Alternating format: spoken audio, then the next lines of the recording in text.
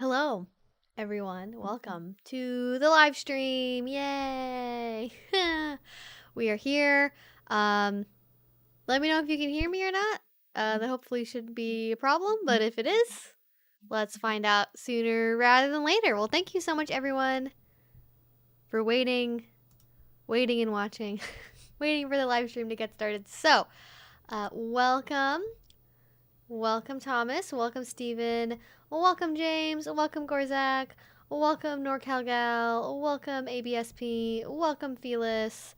Welcome, Jonathan. Welcome, Marcel. Welcome, Barney. Welcome, Awkward Potato. We love it. Welcome, Morgan. Welcome, Not Lurking. Well, you're not lurking because you're live and you're in the chat. So that is the opposite of lurking, indeed. Welcome, Katie. Welcome, Rose. Welcome, the Rat. Welcome, M. Welcome, everyone, to the live stream on Fridays at 6 p.m.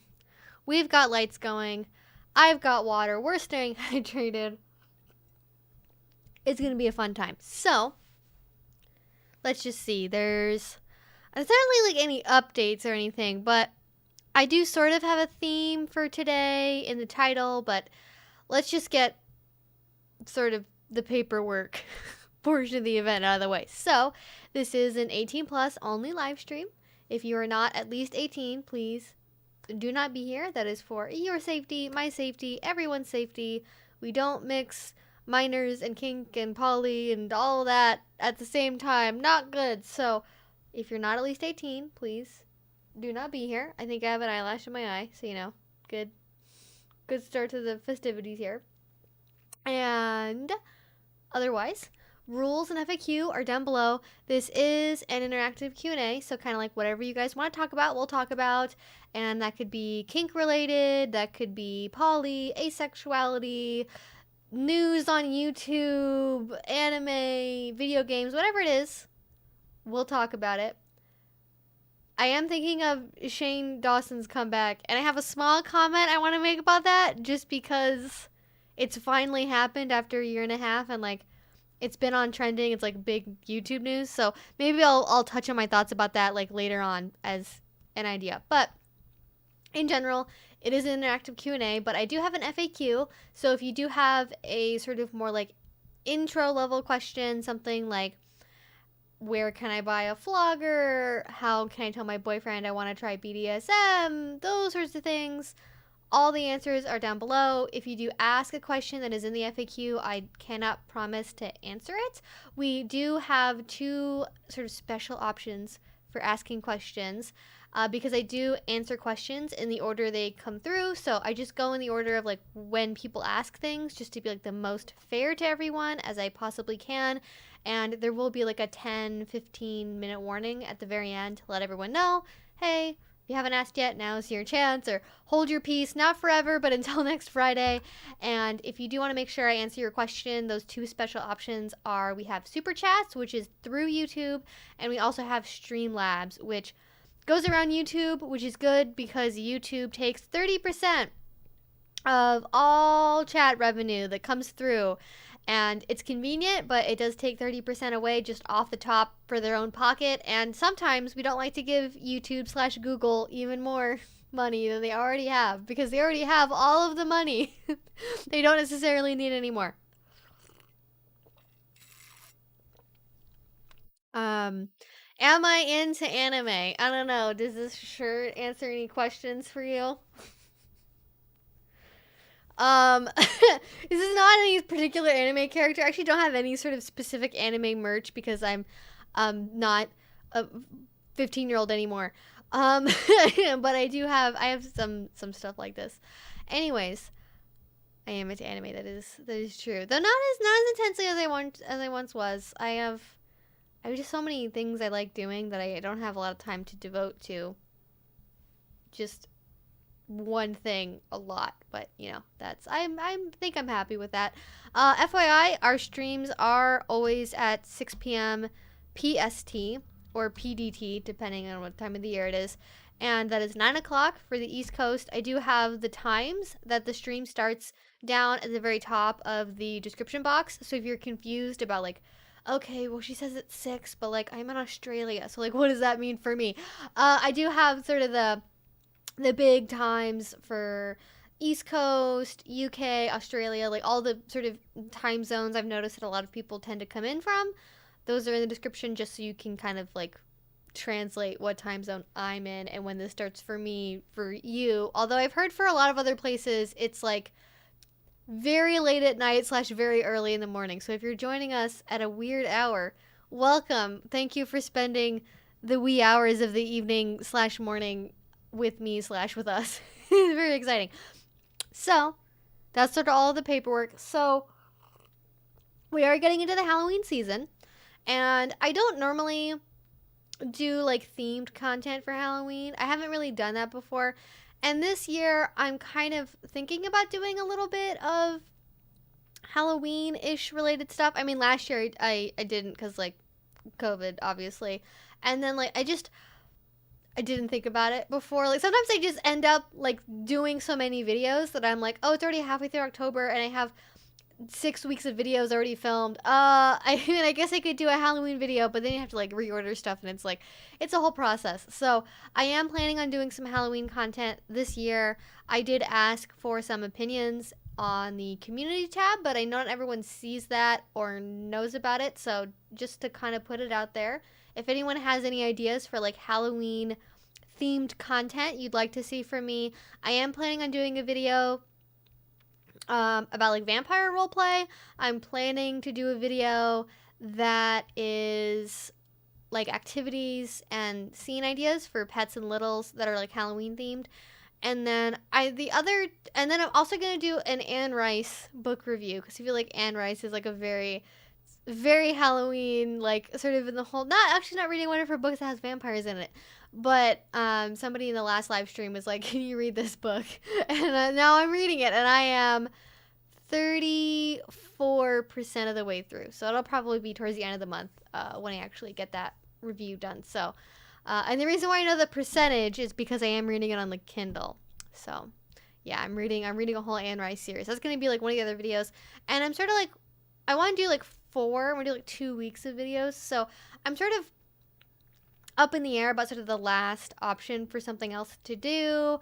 And one of the ideas that I had, and I realized I didn't explain this very well, so I want to like take a moment here to like talk more about it, is one of the ideas that I had was doing a story involving true crime that relates to BDSM, because I know over the years I've had so many links and emails and just so much stuff from you guys asking about like, hey, can you tell me what you think about this case, or have you heard of this story, can you talk about this?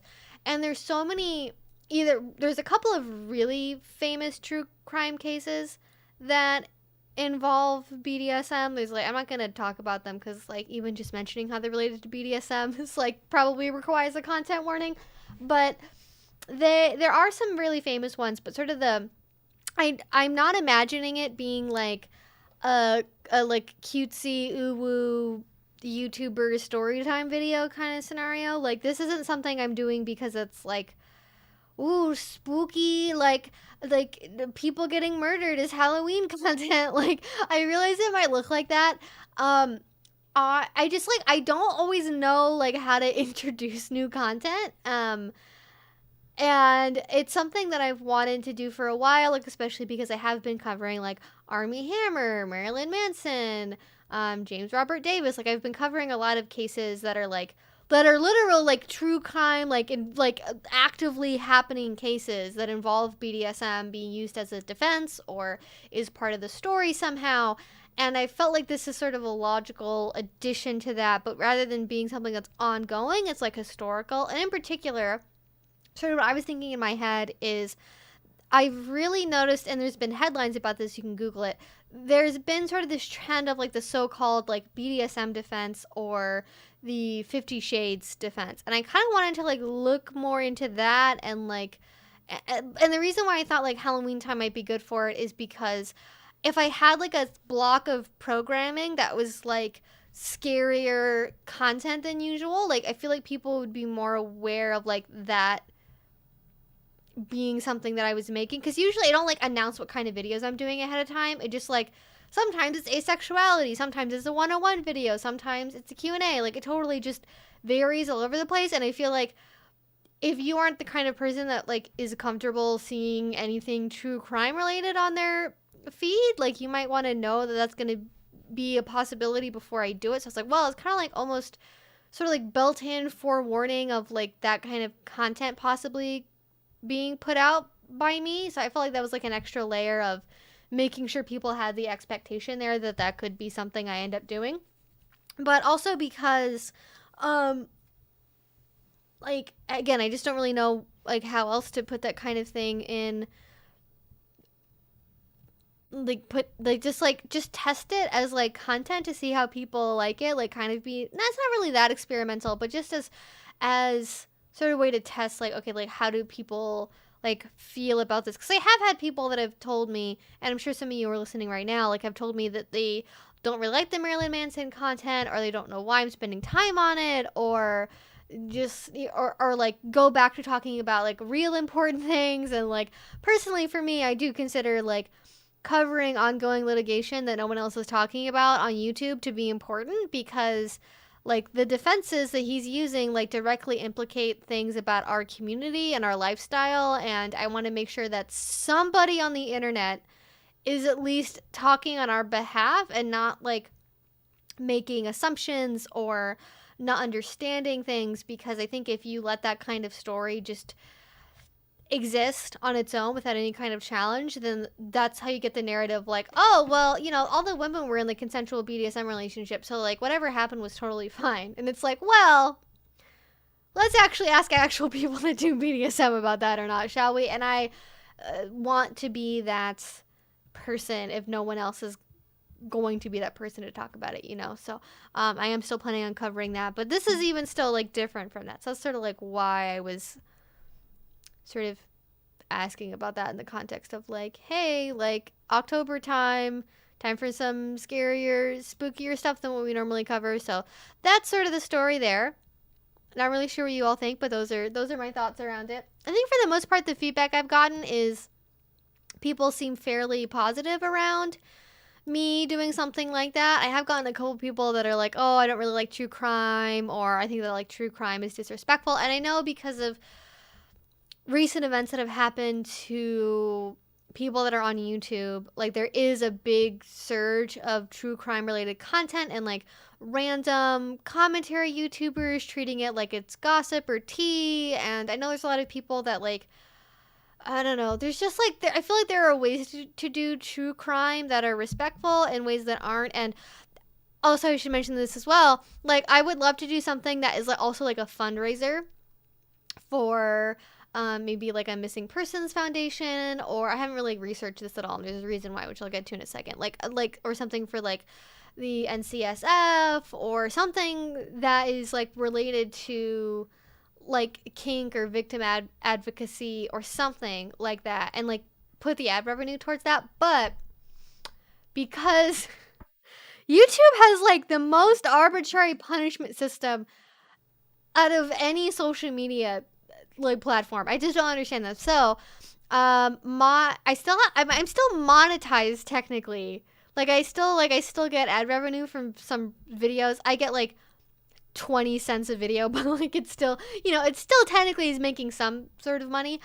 But I have had two things that I don't know why, but after YouTube gave me strikes on my channel for links, which I've talked about before in a couple other live streams, like after I got those strikes on my channel, I'm no longer able to use the chapters feature on my videos. So I can't like segment my videos up by like topic. Like, so I can't have like a video that's like a 101 video and then been like, intro, what is figging, the origins of figging. Like I can't like divide up a video like that anymore. I don't know why. I also can't do like fundraisers. Like the option is just gone. I'm like, okay, I don't get to, because you gave me a strike, now I can't do fundraisers or use chapter features, neither of which are actually related to, one, my ability to make money on the platform, and two, as far as I can tell, are not in any way related to what I did for getting a strike. So I have no idea why those two things have been removed, but that's just what YouTube has decided is necessary, I suppose. I don't know. Very, very strange. So that's my ramble so far. Let's get into some questions. Let's get into some opinions. Some hot goss. Let's go. Now let me know how you guys think about all that. I don't always intend to ramble at the start, but sometimes I just do. Sometimes it just happens.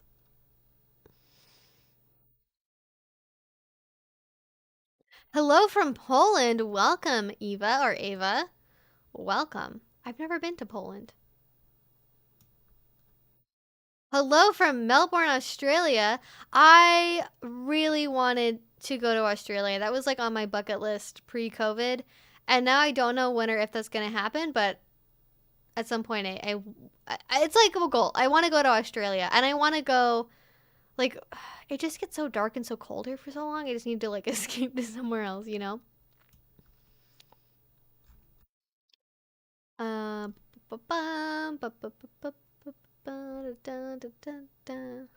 This year I'm dressing in my Hogwarts house colors. Oh, yeah.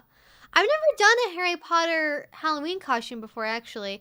I mean, I liked the books. I don't think I was never like a Potterhead, right? Like I never like played Quidditch in real life. I never read fan fiction involving Harry Potter. I was never part of like any Harry Potter forums. I was never like that big of a Harry Potter fan, but I definitely like I read all the books, I watched all the movies. It definitely like for me it tapered off like in the very last two books. I don't have as good of a memory of.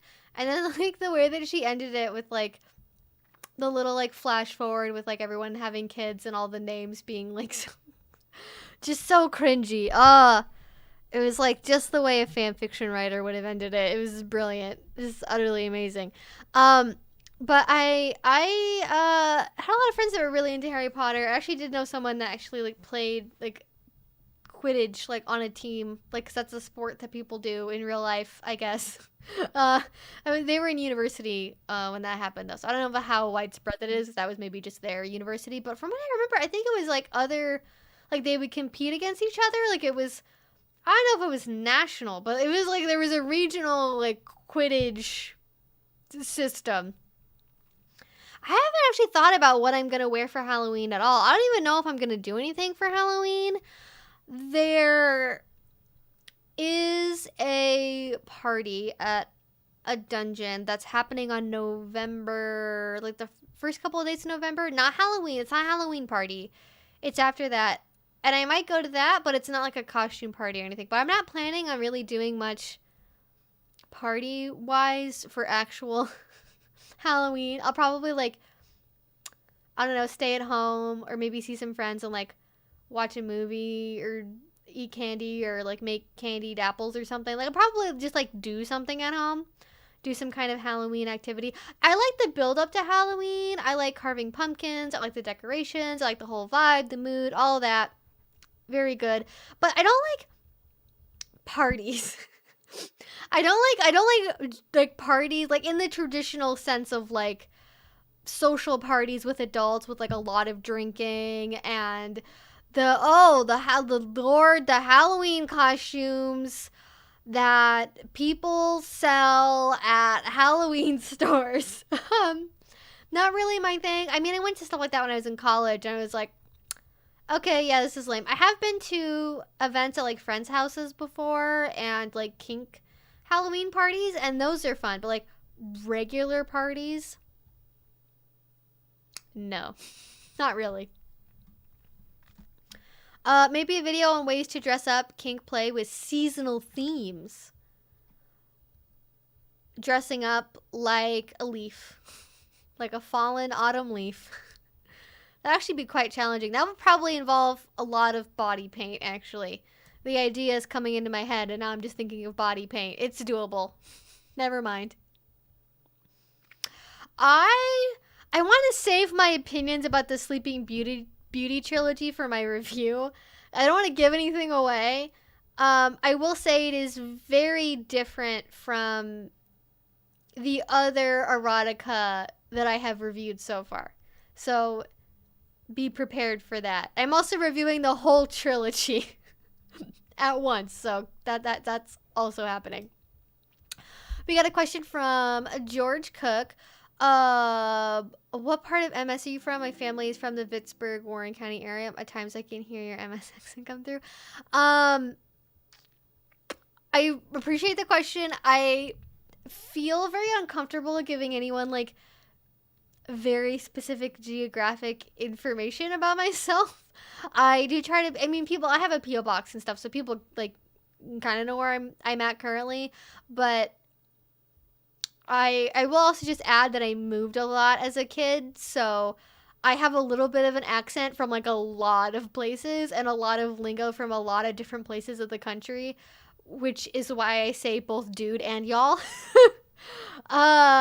Just use every possible pronoun and noun and word for other human beings as a collective and as individuals.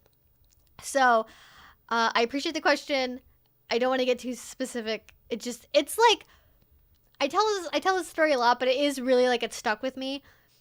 There was a live stream that Shia LaBeouf did where somebody figured out exactly where he was based on a flagpole that was in the background of the stream he was doing. And I just am like, I don't want anyone to know, like, people know what city I live in, just, again, because they have, like, a P.O. box and things. So, like, people know. But anything more detailed than that, I don't have to share, like, I'm probably not going to. Like, there's a reason, like, I'd love to be able to film outside. I would love to be able to do, like, live streams, like, walking around in a park or something. But, like, it's too, like, I feel like it would just be giving too much away. And unfortunately, I think, it is better to be more paranoid online than not be paranoid, which is why when I give advice to people about like finding BDSM partners and being cautious about people you meet online, like that's why I'm so adamant of like, don't meet strangers you met on like FetLife, like at their private home. Don't, meet them alone somewhere at night. Like, I'm very cautious about stuff like that because unfortunately I do know a lot of people that have had like literally, like, people will, like, take photos of them from across the street and be like, I know where you live, and they'll send them to their email, and I'm like, oh my god, like, crazy. Absolutely crazy. But it happens, and that's the age of the internet we live in. Wouldn't it have been better if we could have just, like, stayed in the era of the internet where we all had, like, customizable MySpace pages with music that played against our will at maximum volume? Wasn't that a simpler time?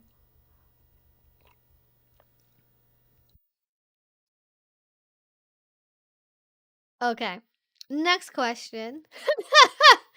Somebody I think has probably asked me this on a stream before, but it's been a while, so maybe my answer will be different. Would you rather be attacked by a horse-sized duck or 100 duck-sized horses? I mean, I feel like I'd have to pick 100 duck-sized horses because if they're duck-sized but they're horses, they can't fly and they can't climb. So I just climb on somewhere where they couldn't get to me. They have hooves. They don't have claws. They don't have it. Like, as long as I get outside of kicking distance, I will probably be okay. So, yeah, I'd go with the 100 duck-sized horses. A horse-sized duck, because they can fly, like, that's very dangerous. Can you imagine the wingspan of a horse-sized duck? Terrifying. Terrifying. Unless I could be on an airport tarmac, in which case, maybe a horse-sized duck wouldn't be so bad. But in any other scenario, not involving an airport tarmac, 100 duck-sized horses. Thank you. First Sleeping Beauty book is good, but they go downhill after that. A lot of the tortures aren't very realistic. But see, that's the thing, though. Oh, God, I don't want to get too much into this. But I was telling a friend about this book because they were curious. They're like, oh, you're reading erotica again? Is that a good choice for you? It's probably not a good choice for me. But I was sort of thinking, well, almost all the other erotica that I've read is very much based in, like, reality. Because I think 50 Shades of Grey started this trend of, like, ooh, like, this could really happen in real life. Like actual cities, actual real people, even though they're cardboard cutouts of people. But you know what I mean? Like, it's trying to be realistic. It's trying to be something that could, like, really happen. And a lot of those books also try to, like, be like, ooh, this is like a real dungeon. This is like a real negotiation. And I think when you are, because, I mean, it's in the name, right? It's a Sleeping Beauty trilogy. It's about a fairy tale and taking that to, like, a kinky erotica place.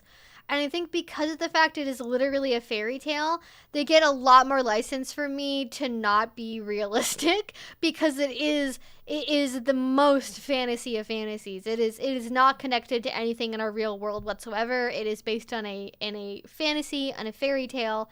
And so for me, I judge it much less harshly in the realism because it's not trying to be.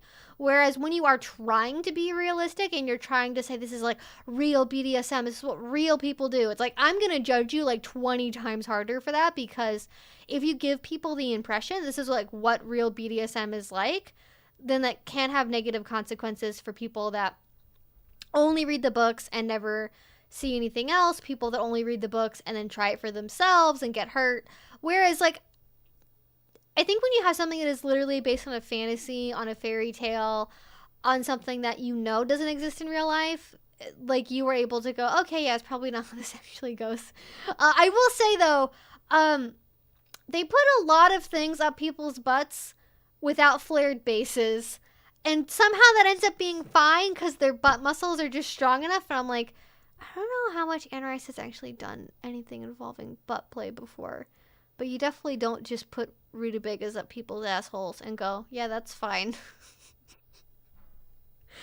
That is the one thing. That is the one thing that gets me. I had to skip over, like, there was a pretty big chapter that had a story involving root vegetables going up somebody's butt, and I was like, if they had carved it with, like, a flared base, I would have been like, okay, that's better, but, like, just don't put rutabagas up people's butts. So that seems pretty standard thing to not do, you know? So that's that. Those are my thoughts so far. 34% of the way through. I'm going to read some more tonight. Actually, does anybody here still play Animal Crossing? So, gonna not answer questions for a second. I have some other updates I want to make sure I get to, like, kind of earlier on in the stream for maybe people that watch this later. So, other things that I've had ideas about is it's getting to be the holiday season, and I'd like to stream more in November and December. So I'm thinking about adding another streaming night for November and December, and then doing my live streams on both Twitch and YouTube for November and December. And maybe doing either Monday, Tuesday, Friday, or Monday, Friday, and then a Saturday or a Sunday. I'm not sure what times yet, but I'd like to add in maybe a third day, because there's so many video games I want to play, to be honest. Like, there is The Witcher 3, of course, which we're going to be starting this coming Monday on Twitch. So if you like The Witcher 3, we have played the first 2 games already. So this is like the grand finale of the Witcher series, which will probably take me a very long time to finish. But I would like to add in another streaming day. And then I've really been getting into playing Animal Crossing again. Like, when I logged back in, it had been a year and 2 days since the last time I played it, and I didn't realize it had been that long. Like, I just kind of got burnt out on it. Like, I got really frustrated with where I was at with my village and not really being able to make things, like, look the way I wanted to in my head. And so I got really frustrated and put it down for a while. I was also, like, frustrated about this one aspect of the series that was missing from this one, which is typically in the other Animal Crossing games, and please indulge me talking about this for like 4 minutes, please.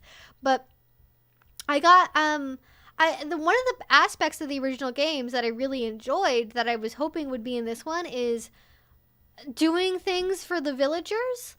Like, you know, like in the older games, you'd walk around and then they'd be like, oh, can you bring this t-shirt to this person? Can you deliver this piece of furniture? Can you get me a piece of fruit? Like, they'd ask you to do things, and then you get rewarded when you would do that. And that just doesn't, like, occasionally you'll get something from a villager, but for the most part, like, you just talk to them and they don't, like, ask you to do anything. And I'm like, I really, like, if you thought it was too much in the older games, or you thought it would, like, somehow unbalance, like, whatever it is you've made in this game, like, just have, just have, like, half of the villagers ask you for a task, like, once a day, like, maximum. Like, you could put a cap on, and I don't know why they don't have that implemented in this game. Like, I don't know why they got rid of that, because for me, that was, like, one of the parts that always kept me, like, really engaged, and, like, going back was, like, helping the villagers, which is, like, I'm saying that, and I'm like, oh my god, it's, like, such a service submissive thing. Be like, I want to go in the game so I can help people. Like, oh my god, it just makes so much sense. No, so I mean, I always really enjoy that aspect of the game, and to not have that there is, like, it made me sad. Like, it made me sad. And I know they're doing a Nintendo Direct. When is that Nintendo Direct actually happening? It's, like, soon, I think. Nintendo Direct. It's October 16th or 15th or something. Yeah, it's October 15th. So, actually, I should check my calendar, because it may be when I'm doing the surgery consultation with Bandit. Oh, it's at 7 a.m. Of course it is. Darn. I feel like I'm, like, let me adjust my desk a little bit. There we go. That's better. I've been using my sit stand I've been using my sit. Why is this hard to say?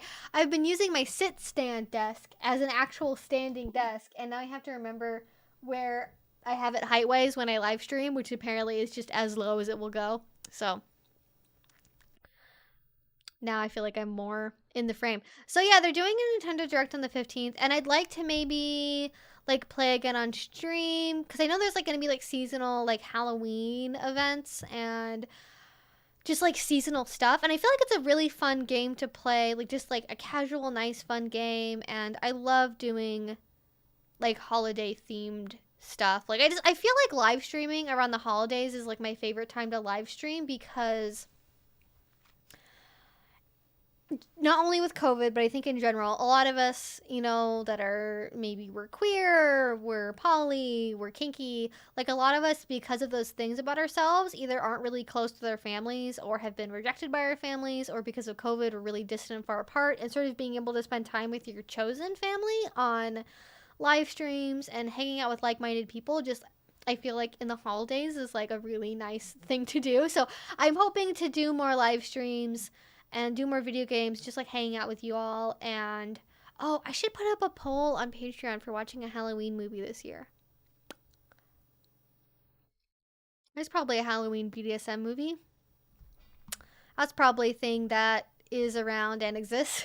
So anyways, I've been getting a little bit more into playing Animal Crossing again. Like, literally, I'm planning, after this live stream is done, I am going to put on some rice pudding to boil. I have a really good, okay, no one cares about this, like, 2 of you care about this.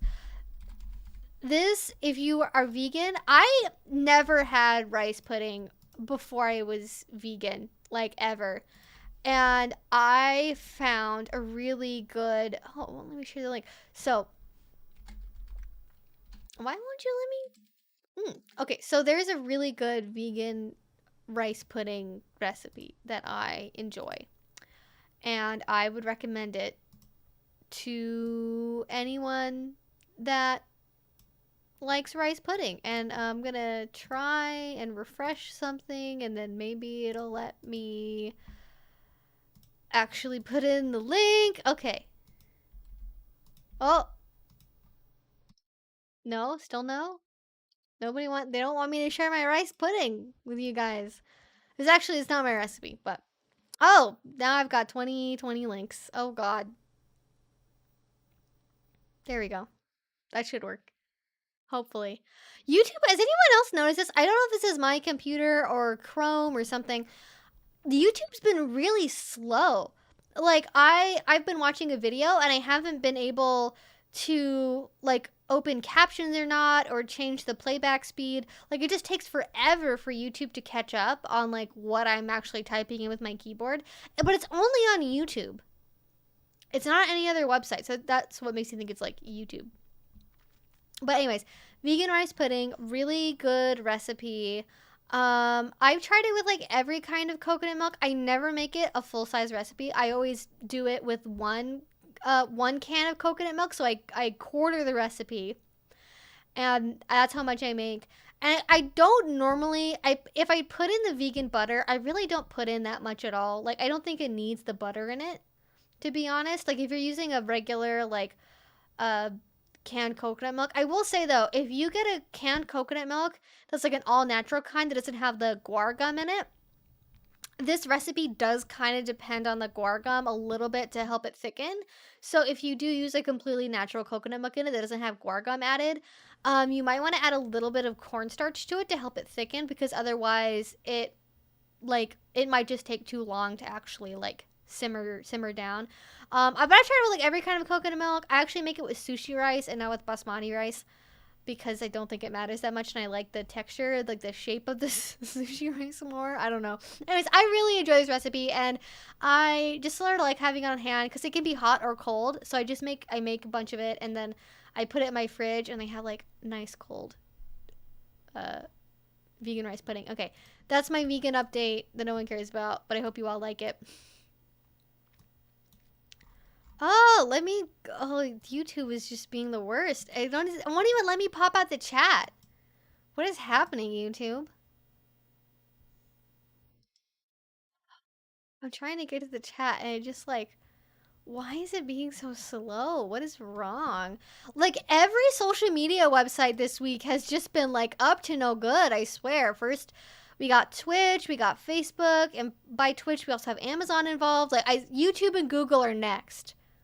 They have to be. If it's not them, it's going to be TikTok first, and then it's going to be YouTube and Google. Mark my words.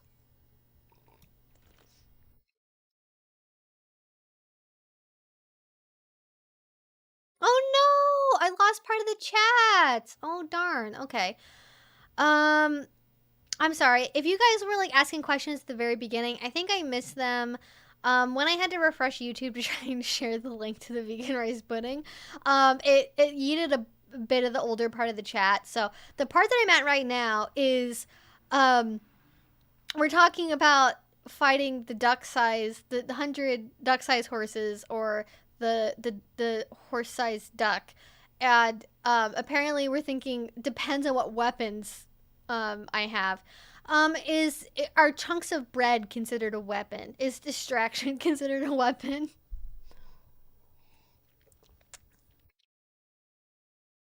If you were a tree, what kind of tree would you be?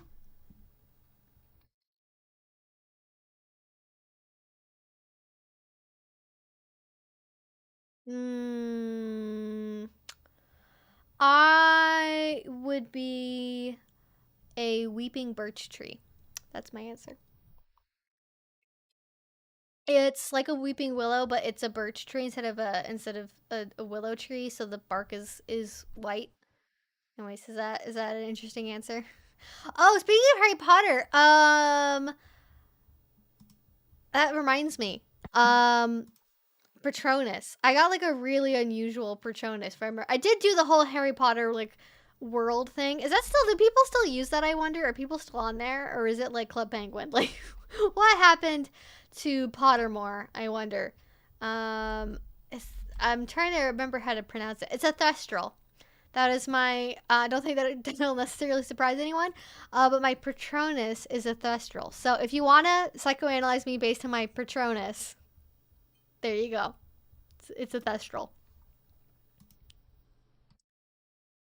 I mean, combine that information with my zodiac and my sun, moon, and rising sign, and you're gonna know everything about my personality based off of those 4 pieces of information. Have you ever played the Witcher games? I have. We just talked about that. I have played the first and the second game.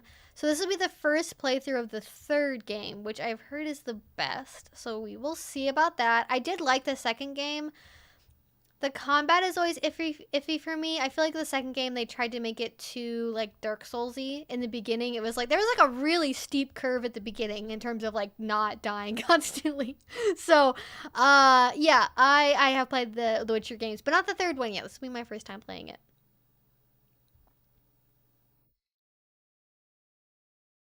Yes, and I will be streaming it on Monday nights. That is on Twitch. FYI, you can have a link to that if you want to know what my Twitch is. It's down there.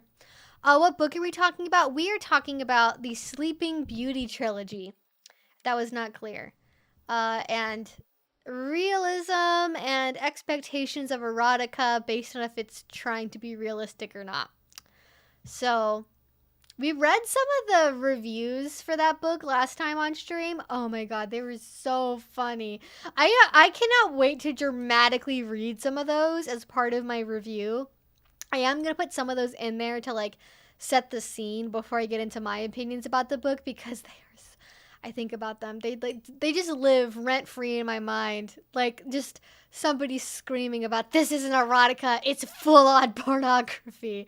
Like someone just being mad that erotica is pornographic. Who would have guessed? For shame. For shame.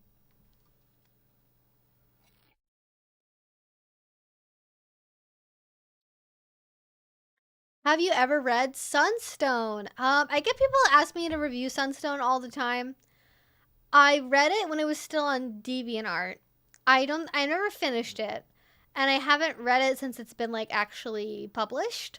So I don't have any strong opinions about it, but from what I remember of it, it's very good. So I can't give any sort of concrete details about that book, unfortunately. Evie, as an asexual, aren't eroticas annoying, confusing, slash boring if it's not an indiscreet question? No, it's a perfectly fine question. I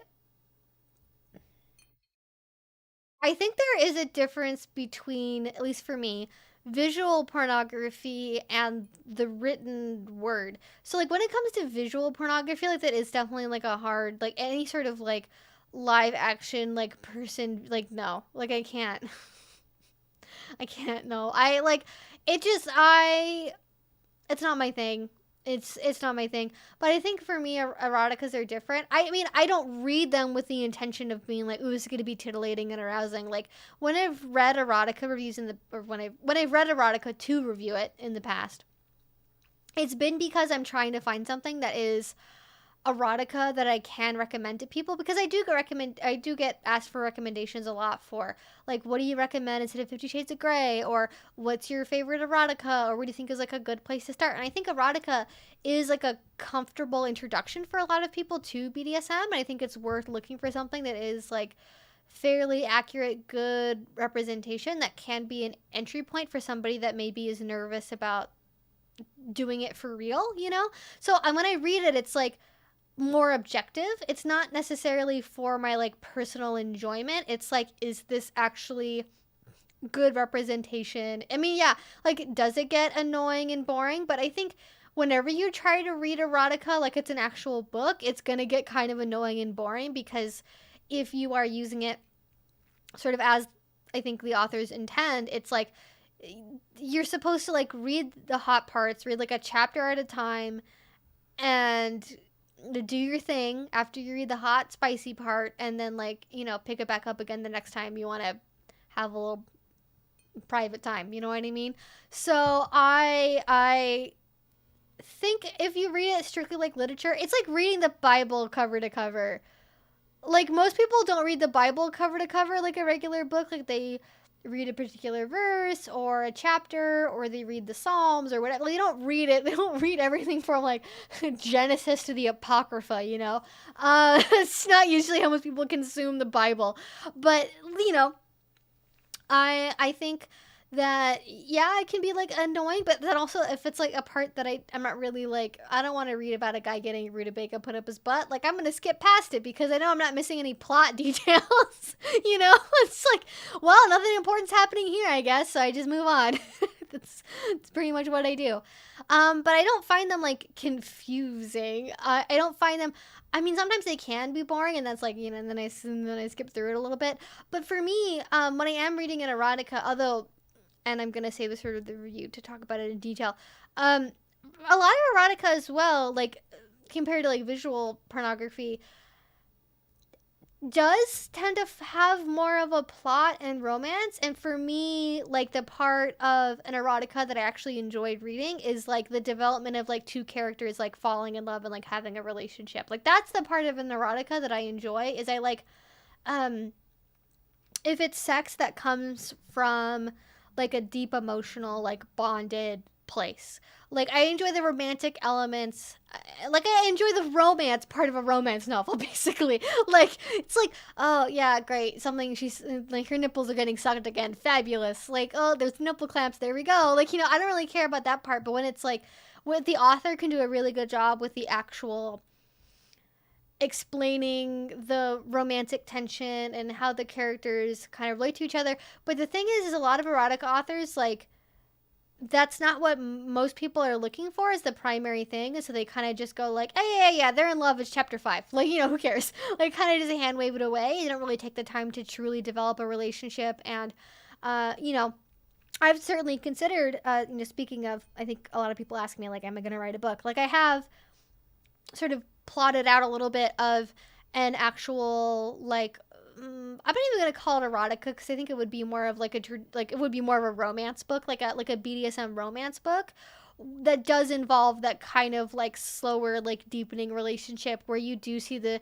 actually have shared interests that aren't just sex. They are actually compatible outside of the bedroom. They have they have fun with each other. They go on cute dates. They meet each other's friends. It's not just like the boss is hot and so she fucks the boss. It's not it's something a little bit more detailed than that. And so that's the part that I tend to be more invested in, is that part. And also I just like reading, and so there is something of a plot. I can kind of like hang on to that.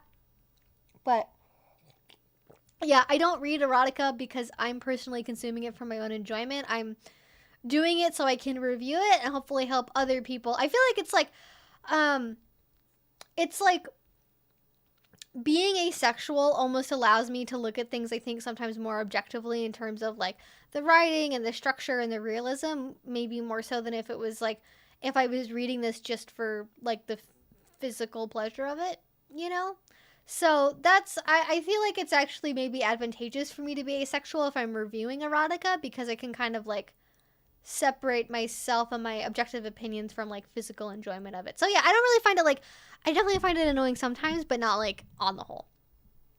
We have a question from a Ticket Black. Evening Evie, big fan. Hi, I recognize you from the other live streams. My girlfriend has expressed that she has a kidnap fantasy. How do I do this and not get arrested? Great question. So we are, sort of the theme of the live stream is more edge play, darker kinds of play. So I will answer this question. It's really funny you bring this up though, because last night on Patreon for the live stream on there, we did, how do I explain this? We watched a video of a guy that he made a video called BDSM Bible. It was BDSM Bible Part 6, choking. By the way, none of the parts involve talking about consent or safe words or negotiation or boundaries or limits or anything. It was just like, the part 1 was like how to be a better dom, and then part 3 was like spitting. Like at no point, he didn't even mention bondage. Like, it was super weird.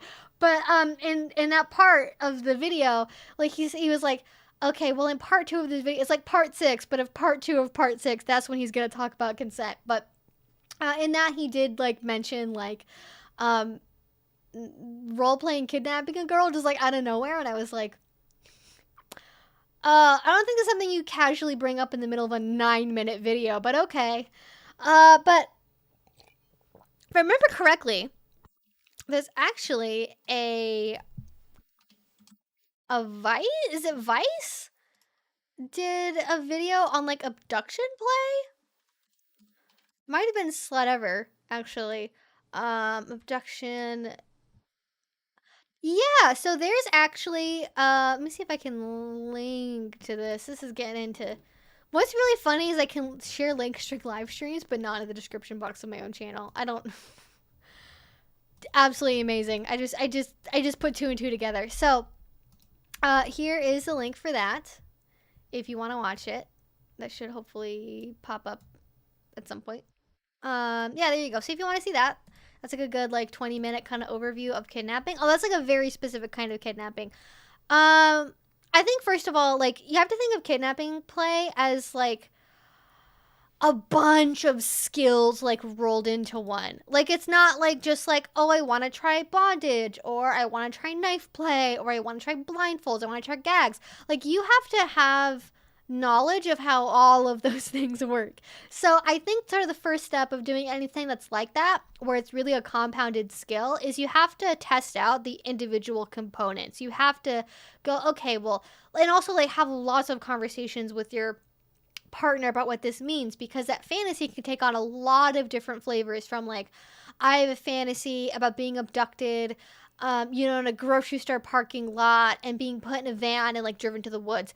I have a fantasy about a break-in. I have a fantasy about like being at my boyfriend's house and like a bunch of robbers breaking in and then like tying me up. Like there's so many different like fantasies that can relate to this, that knowing the specific flavor of the fantasy first is like a good starting point. I know that they might be kind of reluctant to share those details, but if they can write it out in a diary or share an erotica that maybe has this theme to it that gets to sort of why they enjoy it.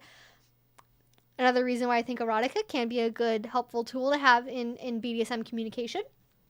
But I think, if you can first sort of nail down the details of the fantasy, then you can work on the elements in the fantasy that you would want to have, be it again, gags, blindfolds. If there's restraints, does that involve rope? Does that involve cable ties, zip ties, chains? Does it involve a collar? Does it involve psychological elements to it? Is it going to involve, like, are you going to role play as yourself, as a different person? Are there going to be costumes? Is there going to be, like, if you're going to have a safe word, how are you going to do that? Is it going to be in a familiar place? Is it going to be at a dungeon? Is it going to be in one of your homes? Are you going to, like, rent an Airbnb and do it there? There's so many sort of moving parts you have to kind of work with first. And then when you can figure out those individual elements, like, then you can test out how they work on their own. Like having a scene with a blindfold, having a scene with a gag, having a scene with bondage using zip ties. Like you can test out each one of those individual parts so you understand how they work on their own before trying to make something really complex that involves all of them. I'm not necessarily doing a scene where the only thing involved is zip ties, but like doing kind of more mainstream kink stuff, but then adding in kind of one of those elements you want to have in a later scene. So then you can kind of, also as a top, it's like a confidence thing for you. So that way you can kind of better understand how they feel in it, taking it on and putting it off, communication impairment. Like just give yourself basically like little pieces of a dry run of all the elements you want to have. Then you have to get into planning, and of course, like, how do you do it without being arrested? Number one is you don't do it in public. The video I shared from Vice is about people that do kind of like clandestine abduction play, where like they grab somebody off the street, right? That's part of the role play. I don't recommend doing stuff like that in public. I think part of the reason why it works is because they are white female pro-doms doing it. I think if you are a guy, if you're a person of color, like, it's way more likely you're going to have the cops called on you, so I don't really recommend doing that. But if it's like a woman, like, ushering a guy into the back of a limousine, it's not going to necessarily raise suspicions as it would be with different people in different roles there. So I would not recommend doing anything in public. I would really recommend using something that's going to muffle noises if you're going to be doing it in a non-dungeon setting.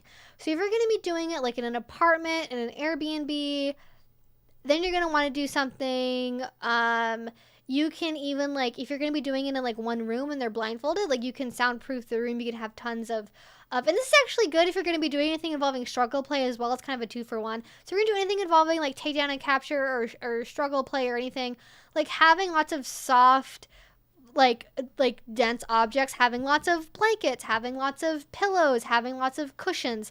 Like one good barrier for if somebody trips or falls over when they're blindfolded and gagged, or somebody, it's way more comfortable to hit your head on a pillow than it is on, the side of a wooden bedpost, if you're going to be blindfolding them and like doing some takedown capture stuff. So one, it's a cushion, but two, it's also like sound dampening.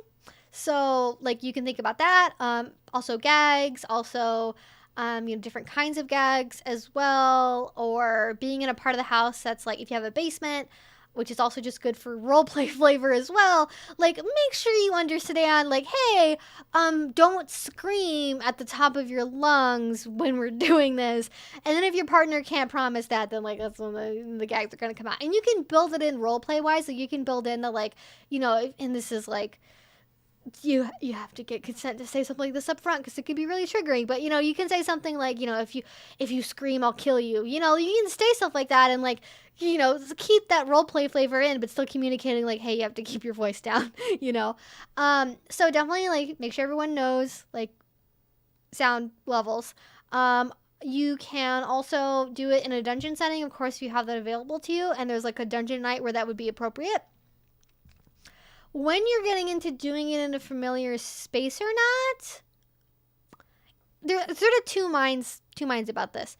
So you can do it where it's familiar, and the advantageous part of that is when you are going through the aftercare process and you're coming down, because that space is familiar and smells like home and everything else, like, it can be easier to come down in that scenario because you are in a safe and familiar environment where you can have your favorite TV show on and your pets and, like, everything's, like, right there.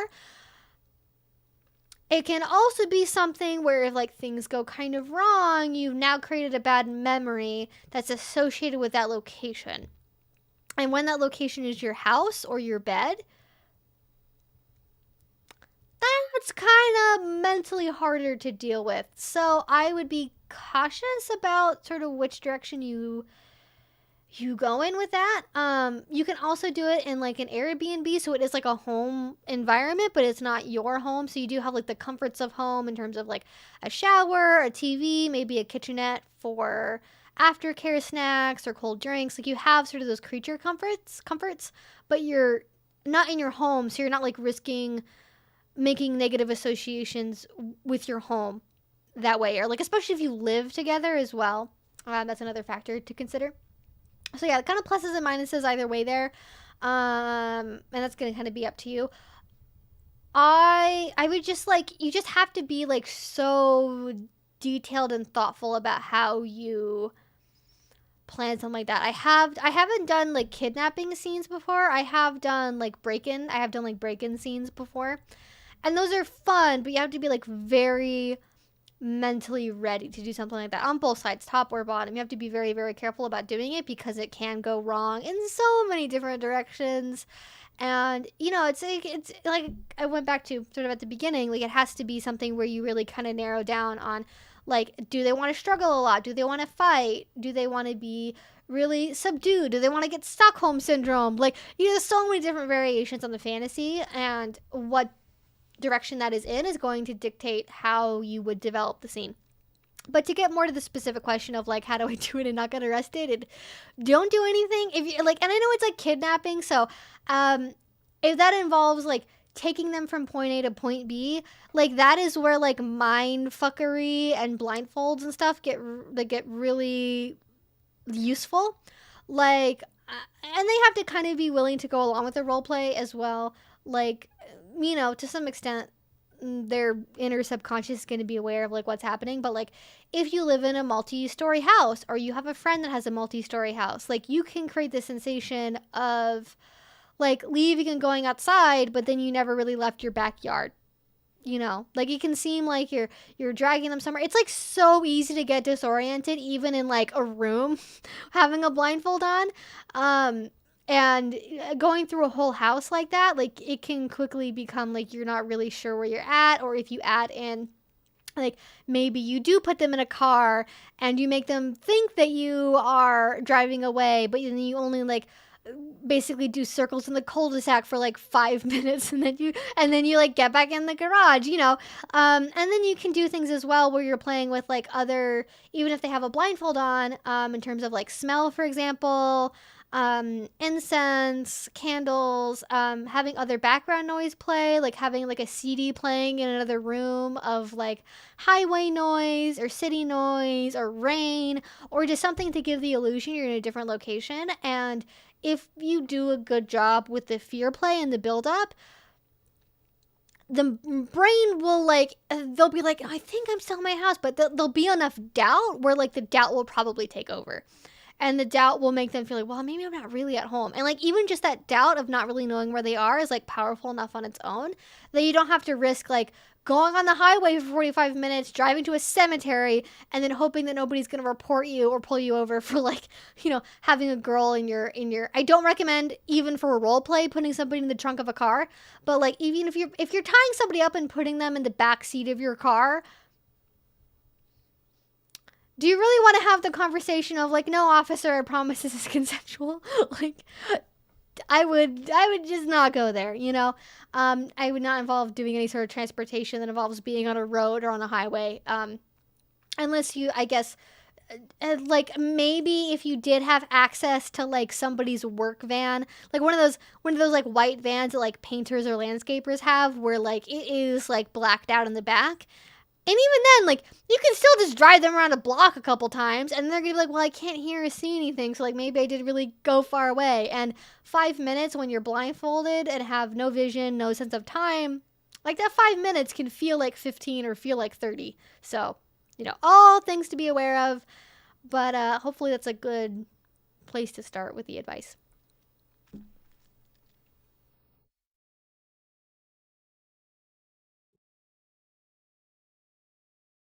Okay.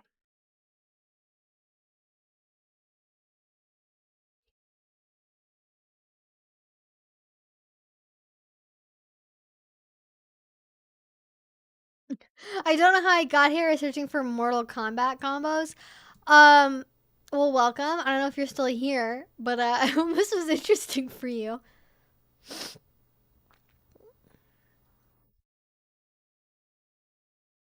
A year and 1 day is the traditional Wicked. Oh, yeah, I guess. Yeah, it was my curse lifted. During November. I forget how to pronounce that word. Geese, I think is you know the traditional curse. To put it in. Yeah. So I'm free. I'm free now. I no longer I'm forbidden from sitting down in somebody else's home or whatever, you know. Uh Fun stuff. Fun stuff. So yeah, I broke my Animal Crossing curse, I guess. I just want Froggy Chair. What is the deal with this Froggy Chair? I remember the Froggy Chair from the other games. Is that like still a thing that's happening where people are like, what happened to my frog chair? There's just like weird stuff they left out of this game, and I don't know why. They were just like, you don't, you didn't really want that furniture set, did you? You didn't love this character, did you? And it's like, yeah, I shouldn't need an amiibo to get them. Jeez Louise. I have dog hair on my microphone, so we're taking care of that. I don't even know how that happened. Where is my lovely girl? She is sleeping on her bed, watching the world go by. I sang to Bandit this morning when I was still in bed, and I think she was really confused by it. What was I was even singing? I sang, I would walk 1,000 miles. I was just like singing to Bandit, and she was like, I don't understand what you're doing, human. She just like looked at me and wagged her tail, and her face just said, I don't know what's happening right now, but I'm happy that you're happy. And that's the best kind of reaction you can get from a dog. I do like the purple and green lights. Purple and green are like, that's like my favorite color combo. It's just so, I don't know, it's just so good. Green was my favorite color when I was little, and like purple is my favorite color like as an adult, other than black. But like if I have to choose a color that's not black, you know, like black, green, purple, like it's just such a good combo. Is it because of Maleficent? Is that why? Is that where the purple and green comes from? That might be it. I might be Maleficent. It's all coming together. It's all coming together.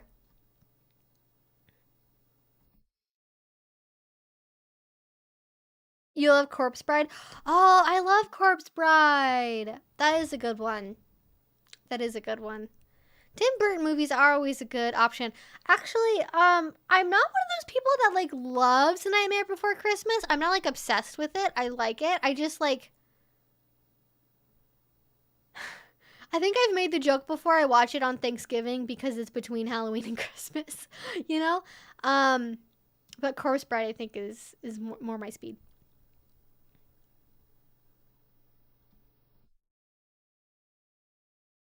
Is rice pudding a Portuguese thing? If so, I had no idea. Oh, I have heard of kheer before, but I've never found a vegan version of kheer before. There are a lot of Indian and Bangladeshi and Pakistani and like Afghani places here, so anything that's sort of that realm of cuisine, there are usually options. Oh my god. Spicy food as BDSM torture should not be underestimated. You guys want to talk about Edgeplay for a second? Let's talk about eating Indian food that's too spicy and then having no milk. That might actually be a crime. That might actually be a crime to do. I recently tried a new Indian place, and Indian is not something I get a lot. I do like naan. And it's one of those places you can go to and like order from with friends where like there's gonna be vegan and non-vegan options.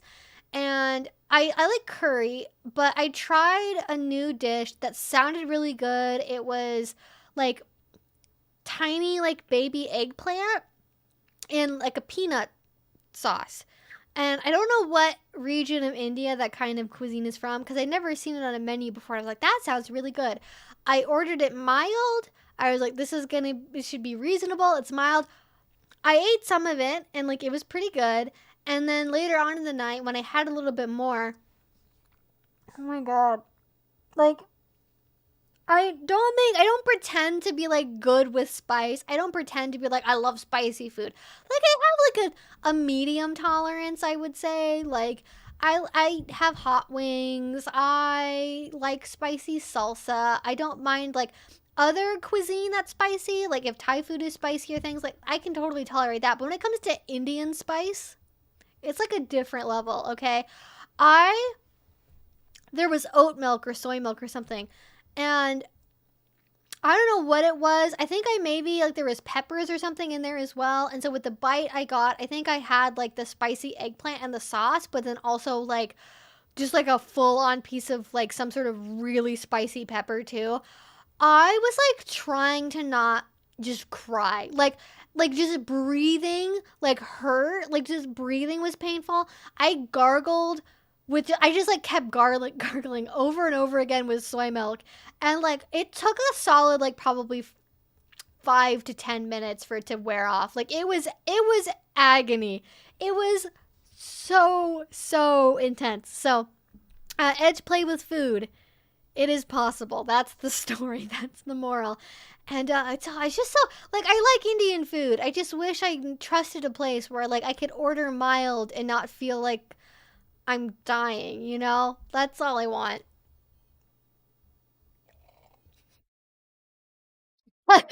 I like sporty spice. You know, the Spice Girls were like a little bit before my era.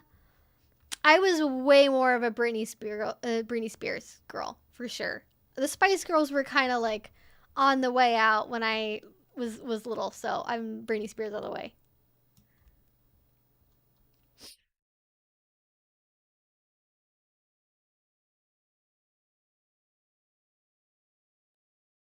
Sago? Sago? That sounds familiar. What is that? Is that some kind of? Oh, yeah. Okay. I recognize the pictures of it. Uh, I see. Yeah, it looks kind of like boba, and then it's like you got little fruit and stuff with it. Yeah, that's good. I do like a good fruity dessert. I don't know where is that from originally. Is that Filipino? I think. I don't know. It just looks Filipino. That's all I can say.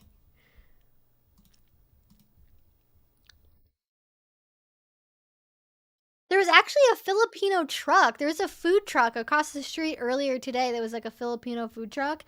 And I'm so sad because there's like the spot near here that has food trucks. And I'm like, I get so excited and I go and look and I'm like, oh, what's going to be there?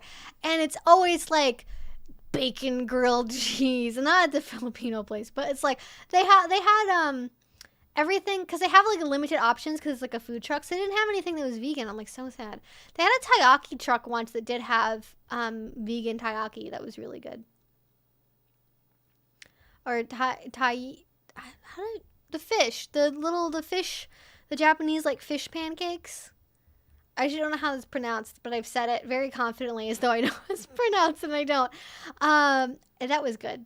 But it's like so sad. I'm like, there's no options. I wish I could try some, but no. Sadly, no. They did have really good looking taro like buns, and I was like, oh, those are like purple. They look really good, but they definitely have egg in them and milk, and that's not gonna agree with my digestive system, is it? Absolutely not.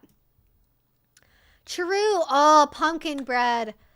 I gotta stock up on pumpkin and sweet potato filling because I know if I don't now, it's gonna be out of stock. It's gonna be really annoying and hard to find. So, gonna put that on my grocery menu for next week. I'm gonna get some canned pumpkin because pumpkin bread is so good. Like zucchini bread and pumpkin bread, just dream team.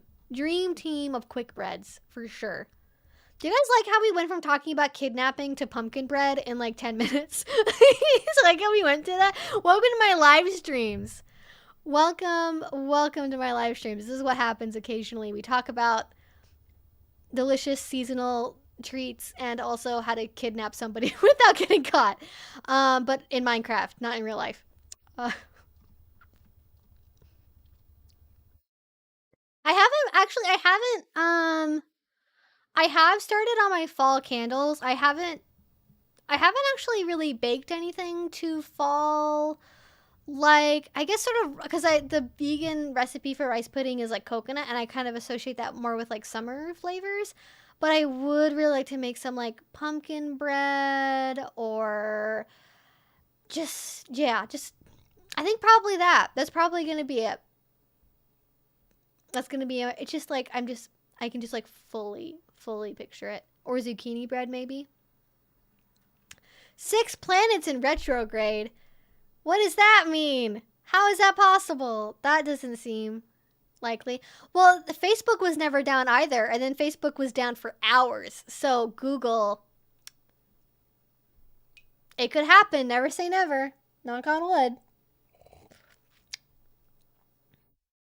I just love the fact that like Facebook is so high tech that they if you guys are familiar, Facebook was down for a couple hours. I heard about it because on Restream, I got a notice saying that Facebook API was down, and I was like, how is that possible? And people that worked at Facebook couldn't get into the building because their ID badges didn't work. Like, that was how intense this problem was. So, like, how are you this big of a company with so many smart, big brain engineer bros that make 6 figures working 10 hours a week and you get locked out of your own building? How does that happen? Like, just I think it'll like I could see that happening to YouTube headquarters easily. Absolutely. I'm sure they're reviewing all of their security protocol now because of what's happening with Twitch and Facebook in the last like week. But again, never say never. Never say never. Can you imagine the damage a massive duck claw would do? You know, I didn't even consider the claws, to be honest. I kind of forgot they had claws, and I'm gonna not think about that because I can't imagine they're very clean.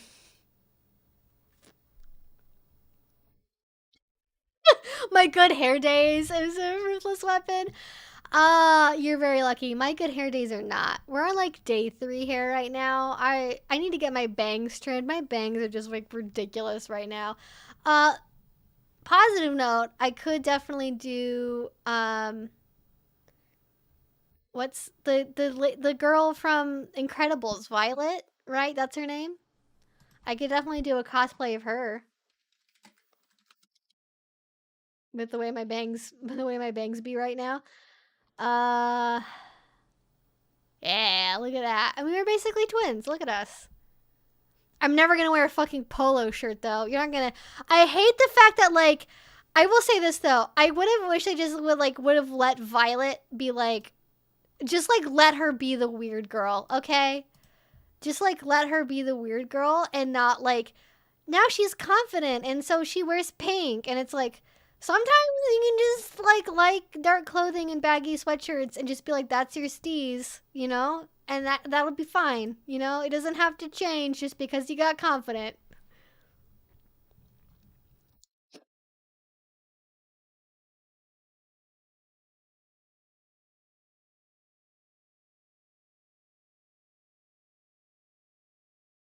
Oh, my zodiac sign is Cancer Sun, Gemini Moon, Virgo Rising. So there you go. I don't know anything else beyond that, but this is, you know.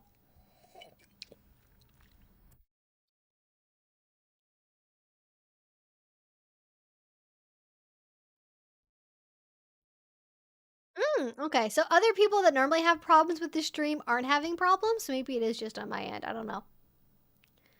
You played The Witcher 3 4 times?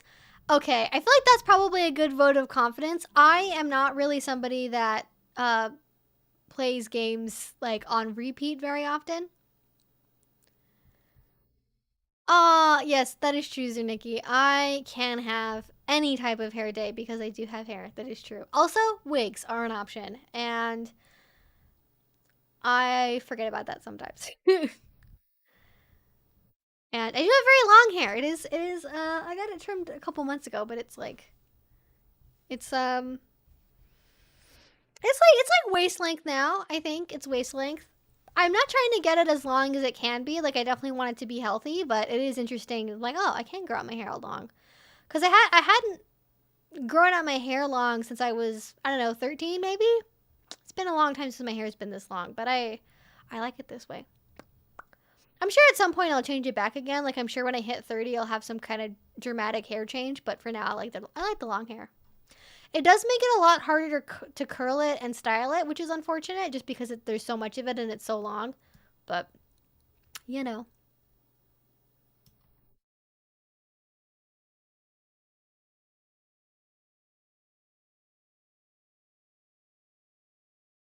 Oh yeah, wood dog, exactly.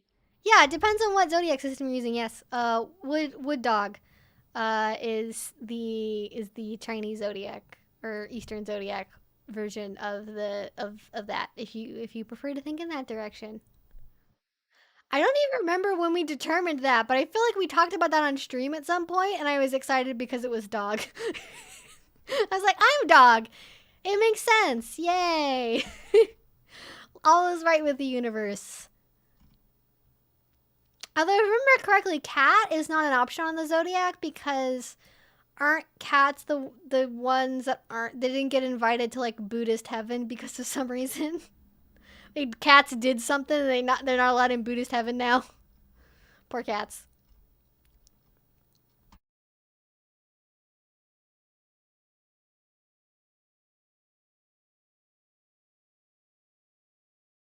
See, exactly. Yeah, Barney gets it. Just finished an erotica novel. As an asexual, all the sex was tedious and a bit, but yeah, I cried the last few pages about the love. Exactly. I don't usually cry at books, but it's the romance that's satisfying.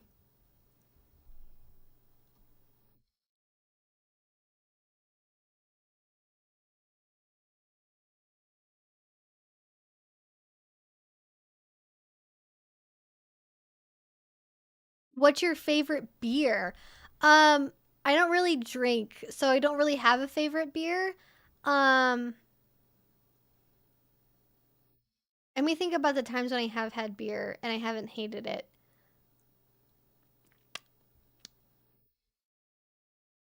Like like a what's the one that's like what has wheat in it? I'm getting a picture of a label, but I don't remember what it is.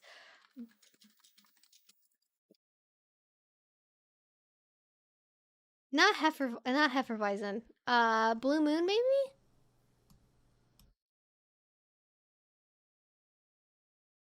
something like that. Stella Artois, something like that.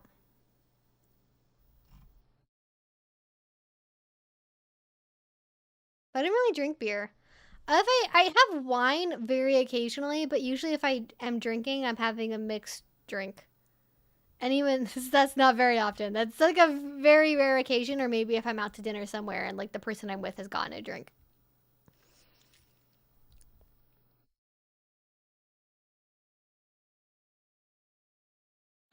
I've had a couple erotica that have turned out to be pretty engaging. I've actually read out a whole Bible's worth, but usually I'm pretty versatile when it comes to the plot or just straight porn.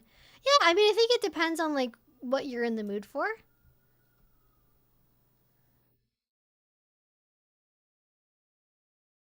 I love to read. It's hard to label, but I lean towards dark romance. I like the steam with some of the BDSM factor, but with a good romance plot as well. Yeah, I think that's sort of where I'm at as well. Like I can sort of take or leave the sex. I just prefer it as long as the sex isn't described in a creepy way, or like if the sex is something where if they focus too much on like nipples, I'm out. Like that's pretty much it. Like there's some erotica authors where like 90% of the sex involves nipples, and I'm like, I don't get it. I don't get it. If it's not that, I can usually get through it for the sake of like if it has an interesting plot and like the romance factor.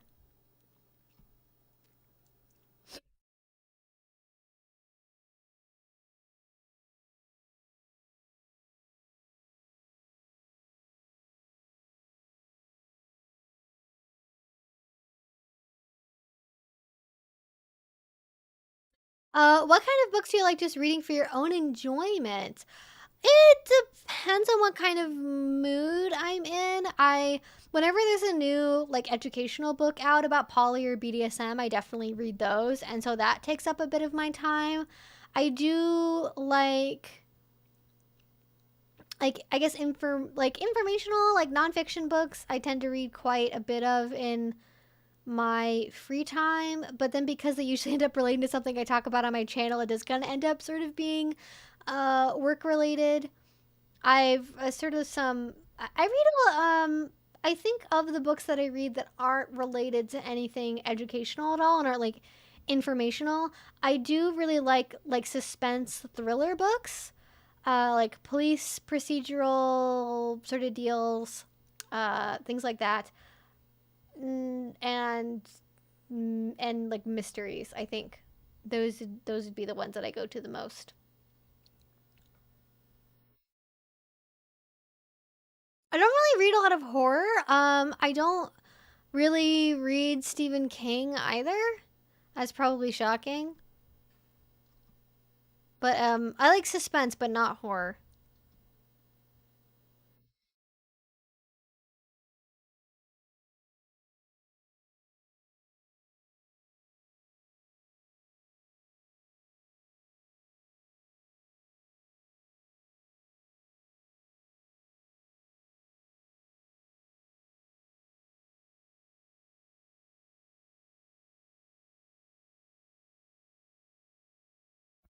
Okay. So darker kinks. How about consensual non-consent? Possible repeat for you. Um, it's so broad. I don't know where to start with that. So yeah, we can talk about consensual non-consent. Can we narrow it down a little bit? Like, do you want like the basics? Do you want like a specific question about doing it? Like, does consensual non-consent always have to be sexual? Like, what are the subtypes of consensual non-consent? Like, I want to answer that, but it's like I worry if I just go off on my own tangent about what it is, I'll be here for 20 minutes and won't talk about anything else for the rest of the live stream. So, if you have a more specific question, like within consensual non-consent, I think let's start with that.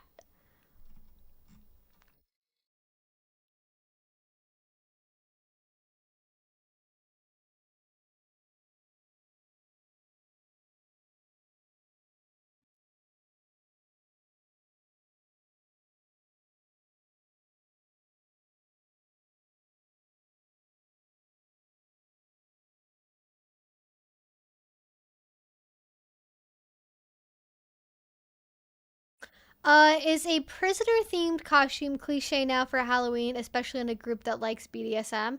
I was thinking about that. So I would always say that in my experience with like kinky Halloween parties, like if you're around kinky people or at a dungeon, you can literally wear anything you want and just it always makes sense.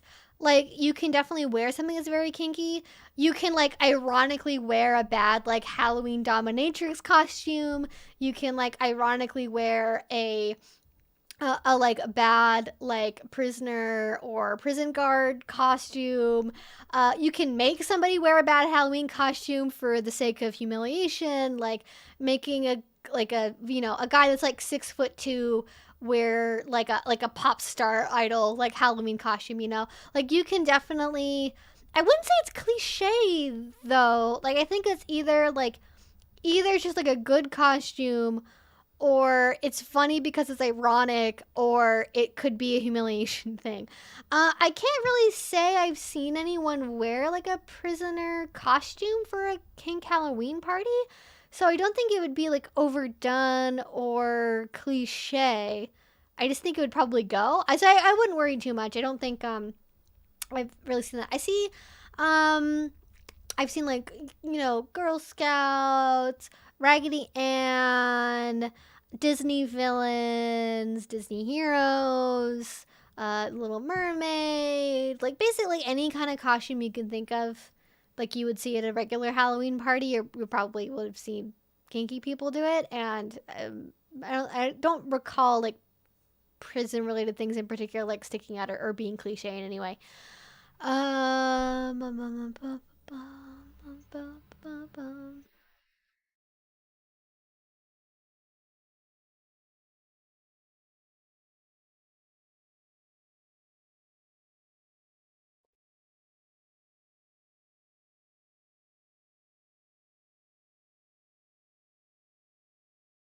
I will say though, it is funny if you do like role play. Like I think some of my favorite like kinky Halloween costumes have been ones that are very subversive, I guess. Like I always remember, and I normally like to talk about politics, but this is like a story, so I'll share it. So there was somebody that was at a party I went to where they were female dom and they had a male submissive that they had wear like a full Trump costume, and they literally had a sign on the person's back because they were walking them around with a mask on and they couldn't see. Like they had this person walking around as Trump, and the person had like a sign in their back that was like basically told people it was fine to like make fun of them and humiliate them and throw things at them as Trump. So it was like a humiliation thing and like a public, like it was sort of, I guess it was sort of a exhibitionist thing as well. It definitely got a lot of attention. And yeah, I think sometimes it's fun to play. Like I would love people to go as like Mormon missionaries. I would love that. That would be so funny. Or let's see what else.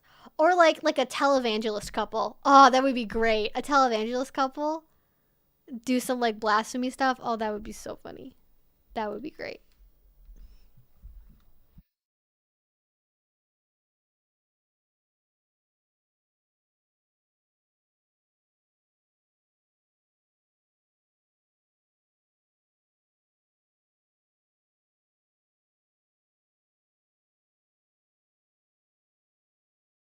Let me see here. Yeah, the one thing I will say though is you have to be. I think if you're doing anything in public, I would say to be very cautious. Like given sort of the events of the last couple of years, I would be very cautious about like dressing up as a cop or like stuff related to that. Sort of depending on what environment you're gonna be in, just because I think it has a different like. I feel like just being like, oh yeah, a cop, a firefighter, like it was just like dressing up like an occupation. But I think now, especially like being in a kinky space, there's probably lots of queer people, probably lots of people of color. Like it has sort of a different flavor to it now than I think it would have maybe 5 or 10 years ago in a kink space. Because it's funny because there used to be, I think, particularly in like gay men spaces, there was a lot of cop fetishism. I think there were more than there is today. I think there was a lot of instances of like dressing up like a sexy police officer or dressing up like a leather clad police officer and that being like a sexy costume. And I think in the modern era that probably feels different. If you're just going to like, I think if you have a role play scene that's based around that, it's like you're just wearing the costume for a scene and you change it up later, that's different. But if you're just gonna be like in a casual social setting dressed up as a cop, that might feel different, and I would maybe pick another costume as a first choice if it were me, just because I think it just you don't wanna like throw off the mood, you know? You don't wanna throw off the mood.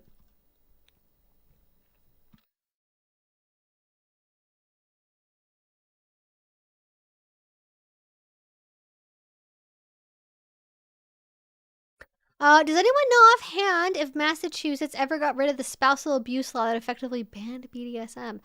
I don't know. Actually, I hadn't heard about that. It's not surprising. There's lots of rules in the books like that where it's like probably not technically enforced actively, but if they could use it to occasionally put somebody behind bars for a while, they might. But I actually didn't know that was a thing.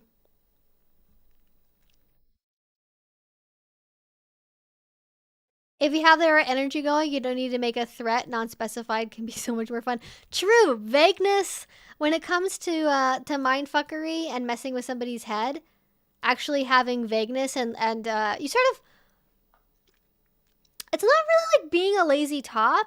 It's about like you sort of give them enough information to convince themselves that what they're most afraid of is happening without you having to guess what it is that they're the most afraid of.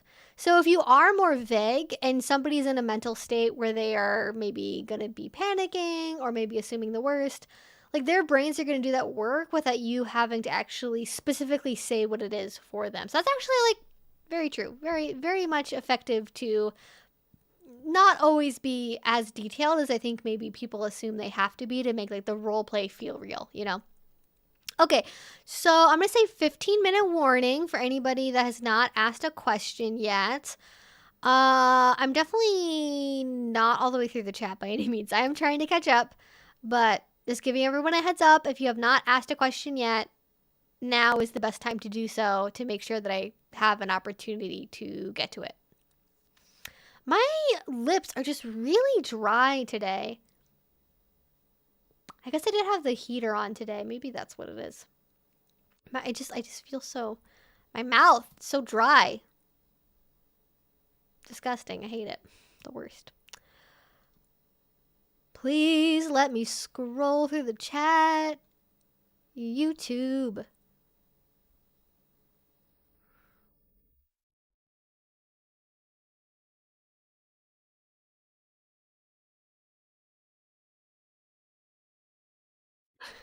BDSM is illegal here, but not necrophilia. I mean, I feel like that has to be one of those gray areas, right? Where it's just like, we didn't think anyone would do this, so we didn't realize we had to make it illegal. That was the case for a while here, where it wasn't that bestiality was explicitly legal, it was just that it wasn't illegal. And they did recently close that loophole. They did actually explicitly make it against the law, but for a while here, it was technically not against the law. Isn't society a weird place? Like, we will legislate what people do in their bedrooms in private consensually, but we won't make sure they're not, like, having sex with goats and digging up graves and having sex with dead people. Oh, goodness.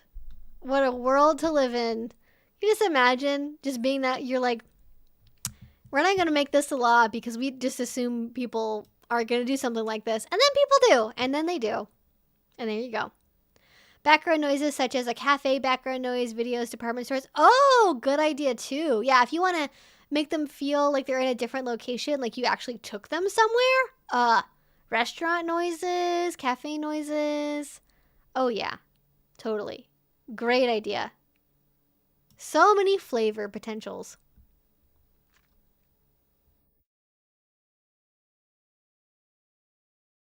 We had a kidnapping coordinator at our BDSM camp events. Oh, that's another good point. I just sort of assumed this wasn't going to be a possibility because it's going to be winter. We're coming up, and it's October. It's going to be November before you know it. If you can do like outdoor stuff, like if you can, I mean, you don't want to do this at like a campsite where you have somebody 5 feet away. But I do know from experience that if you go to like a group campsite and you have a group camping event, like that is a really good time to do like kidnapping, takedown, and capture, torture type of stuff. I've seen that happen like at every single camping event I've been to, and it is usually very successful. So I do recommend that if you have that opportunity as a way to try it out, because it's outdoors. People tend to kind of mind their own business. Yeah, it can be a good scenario, especially if you know that you have other people around as well. There's sort of like a safety factor. Like that could be a good deal. Just make sure you don't do it when the rangers are coming through for a campsite check. Just make sure you know when they're going to be coming around.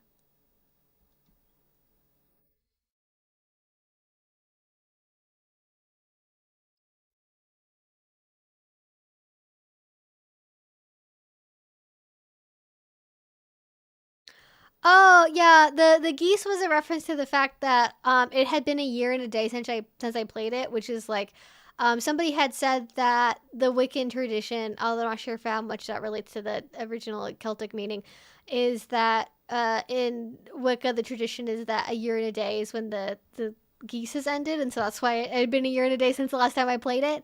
Just sort of a weird coincidence. Although also a lot of BDSM contracts do that as well.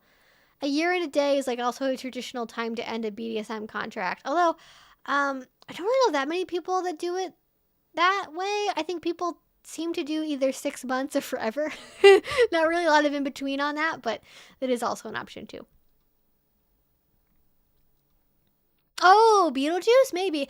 I guess I associated Beetlejuice with like black and white and like red and green. Not really purple so much.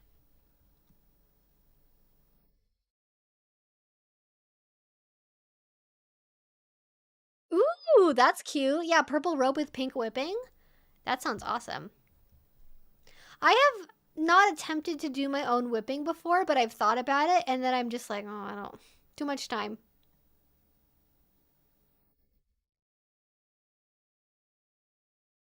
Oh no, it is the colors of the Joker. You're right. Oh no. Ah, the Joker has been just like ruined. I feel like the Joker's just been ruined by just the internet in general. I was a really big fan of Batman when I was a kid. I loved the Batman cartoons. I loved all that stuff. I mean, I grew out of it eventually, like as I got older. But I loved Batman as a kid, and I just it's been ruined. It's been ruined. What can I say?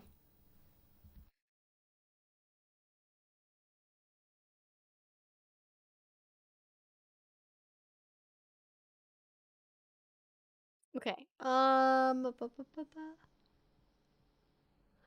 my god. I was at a chili competition one time and some teenager ate a whole ghost pepper. Like it was okay to do. They had to call an ambulance. It was gnarly.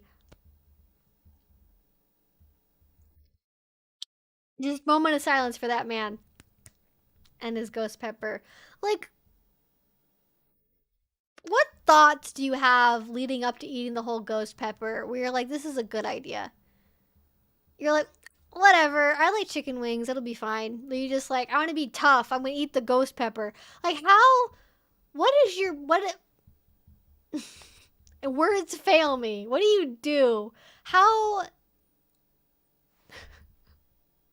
There's so many questions. Like,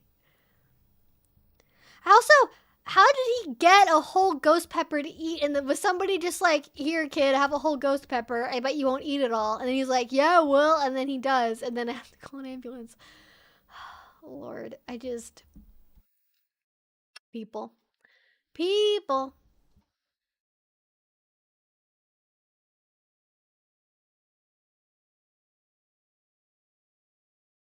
Oh, other people in my area give me really weird looks when I say my rope preference is solid braided polypropylene rope.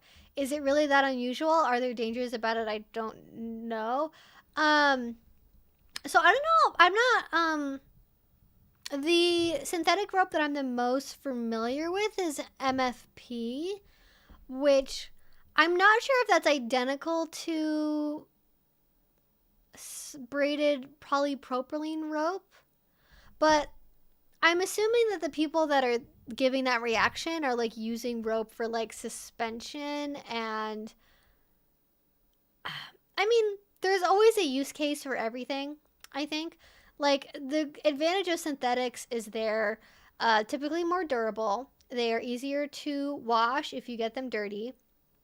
They typically don't fray as much on the ends if you like. They're really easy to seal with heat also, and just cut to whatever length you want. It's definitely a lot cheaper. Like, there are lots of advantages to having like a synthetic fiber rope.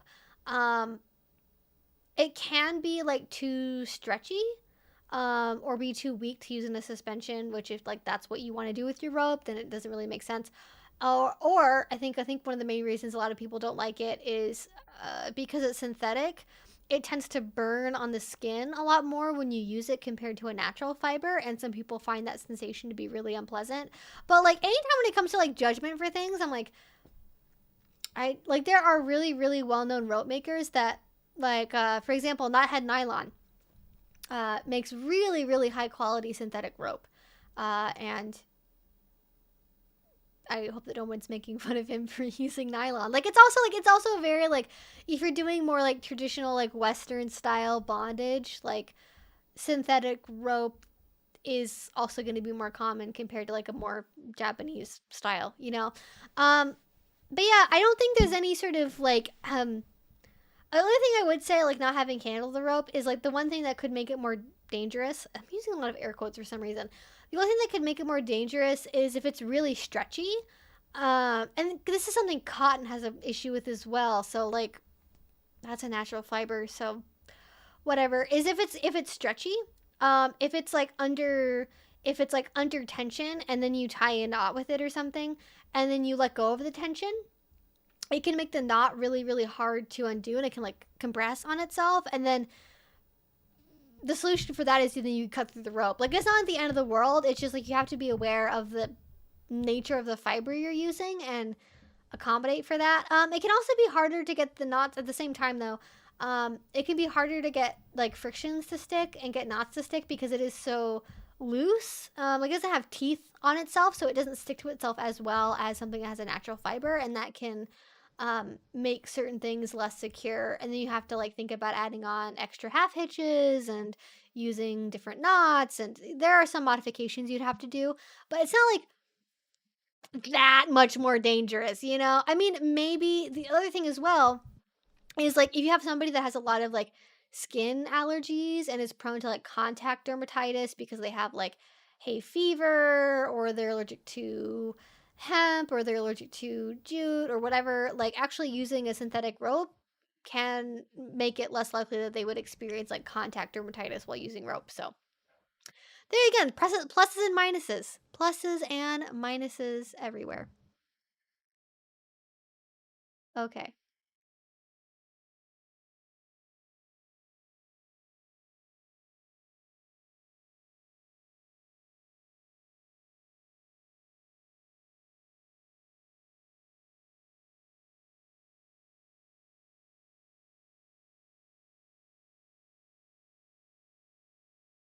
Oh, I'm glad you can make it, Desi. I'm sorry that you are super sick, but I hope that you are enjoying the stream. Okay, we got like 10 minutes. Takoyaki, thank you. I don't know how I like just dyslexia that word to be in completely the wrong order of pronunciation. Thank you for the reminder.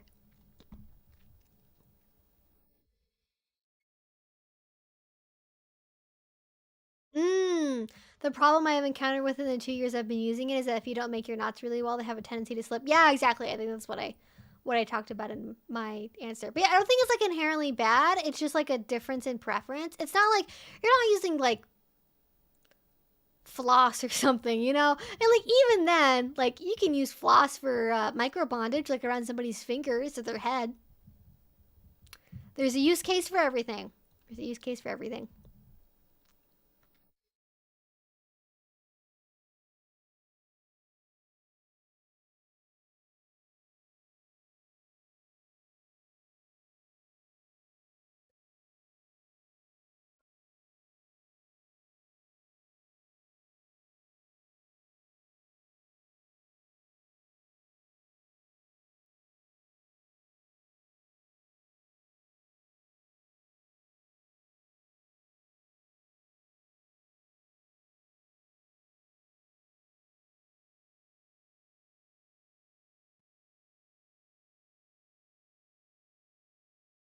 Oh yeah, I guess they probably do. They celebrate Halloween in Australia? I hadn't thought about that. I know they celebrate it more in the UK now. Like I think in the UK, Halloween's kind of gotten more popular, and Bonfire Night's gotten less popular. Or like Guy Fawkes Night. I'm not sure. I'm not from the UK. Are those different holidays or the same holiday? I didn't check. um, don't worry, American culture is making its way around the world. Soon we will all have candy and pumpkins. Although I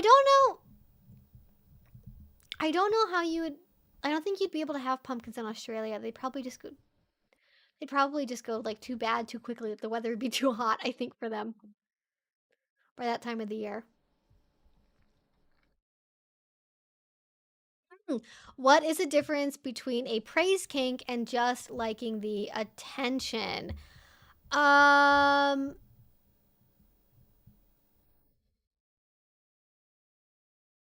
I thought I was like sure of an answer, and then I stopped to think about it. I'm like, well, maybe I'm not so sure actually. Um,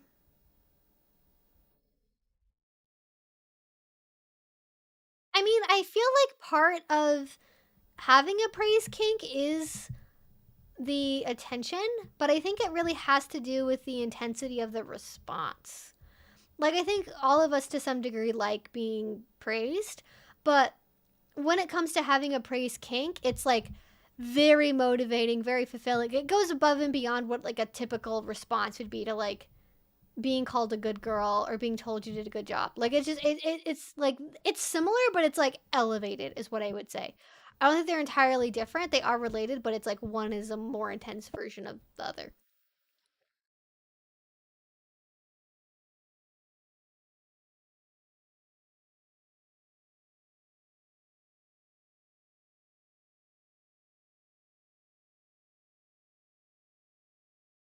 I mean, I feel like Savage Yet Sweet is probably my brand, so you know, that makes sense. Okay, I'm trying to see if we're on the 420 donation mark. We're apparently just gonna keep it there, and I'm that's funny. Um, I'm trying to. I know we asked about CNC, and I'm trying to like just scrolling so slowly.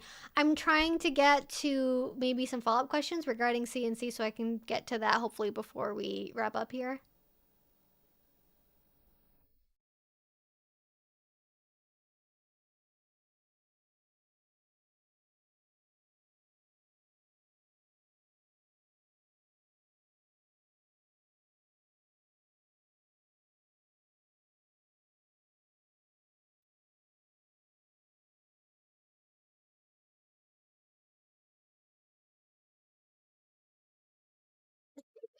Probably got into heaven and immediately mad to get out again. That does sound like a very cat sort of thing to do. Ah.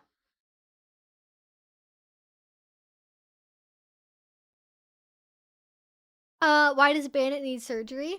Bandit needs surgery because a couple months ago during the summer, she was very excited. We were on a walk and she was going after a squirrel and she jumped off of a rock. And I want to emphasize that this rock was very short. It was like this rock was like this tall. Like it was about as tall as she was.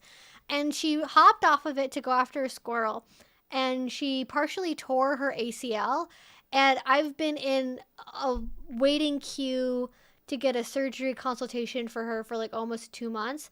She's doing a lot better than she was even like 4 weeks ago, but she does still limp occasionally, and I've been in line for so long. We're still doing the surgery consultation, and so I don't know if she's gonna need like a full on surgery or if it's gonna be like physical therapy or more medication or something. I don't know what's happening yet at this point, but she is needing surgery because she has a partially torn ACL because she loves squirrels too much, basically, is the answer.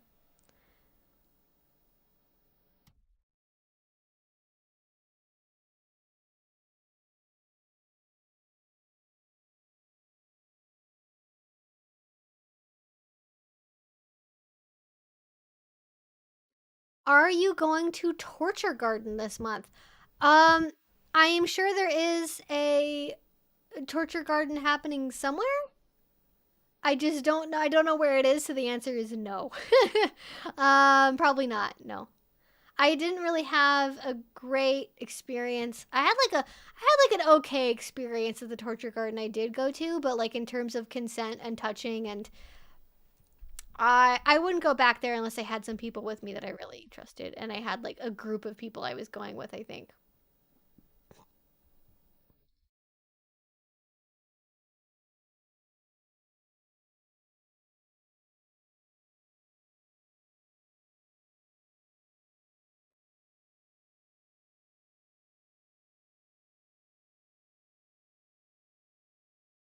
Dark brat play.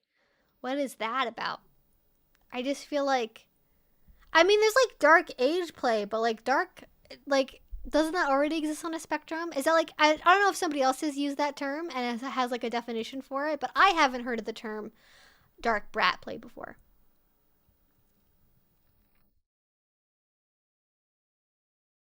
Oh no, it's in LA. Yeah, I'm not going to LA. Sorry. I've actually never been at all. I've never been to LA before, so I haven't heard great things about the BDSM scene in LA, so I'm not particularly inclined to go. But I'd like to travel at some point just to see it for myself.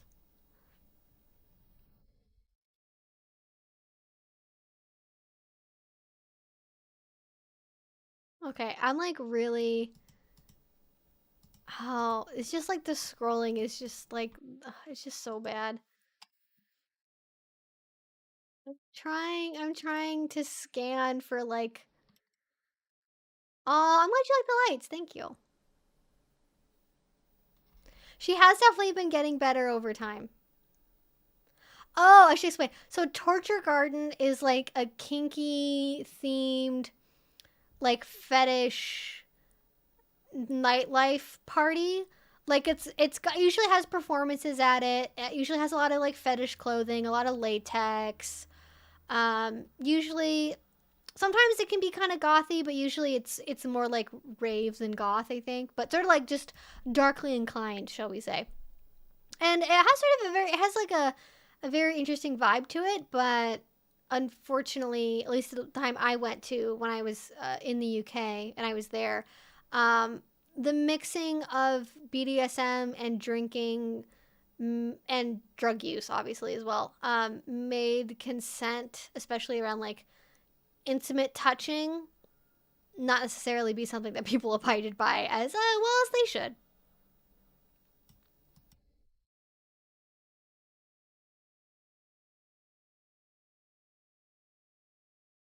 Mm, okay. Um, I through the power of will, I think I have finally gotten to the just the scrolling has finally worked. I think I finally gotten to the spot where we're talking about CNC. You really have to ask people what they mean when they say they're interested in CNC. Too many people really mean rape play. When they see CNC and don't understand what consensual non-consent actually means. Yeah. Yeah, I guess sort of like just to wrap things up here, I will give an overview of consensual non-consent. So, um consensual non-consent is what it sounds like. It is basically consenting in advance to be okay with not giving explicit consent at future times. So, that can involve things like I don't like saying the word rape play, so I'm going to say ravishment play. Just know that that means the same thing. Some people think that all consensual non-consent is sexual ravishment play, where it's like you're like forcing sex on someone, but it's like role play. That's not really what it is. That can be part of it, but consensual non-consent is definitely a larger umbrella to any type of play or indeed a relationship style where you are consenting to non-consent to things or it's more not really like consenting to non-consent. It's you're consenting now to not have your consent explicitly asked for at a future time.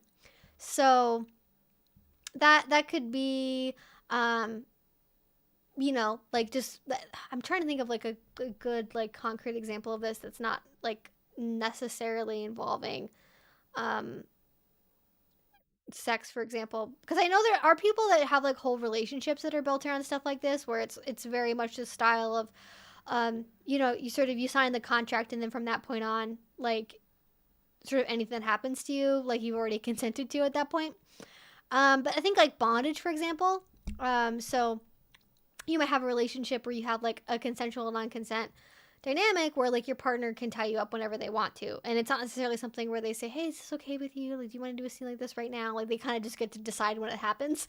And you know, there's still like, there's a lot of trust that goes into that. It's a lot of usually build up over time to get to that point. It's not usually something you do totally out of the blue, but it doesn't have to be sexual. It could just be any time when like you are sort of giving your, it's more like, I would say in a lot of cases, like, it's like giving your partner free reign to do things without having to ask for your consent again in the future. Like, you're kind of saying, hey, like, it's okay if you don't ask my permission to do this or do that, and you can kind of like just have it happen whenever you want to. It's a more advanced form of play for sure.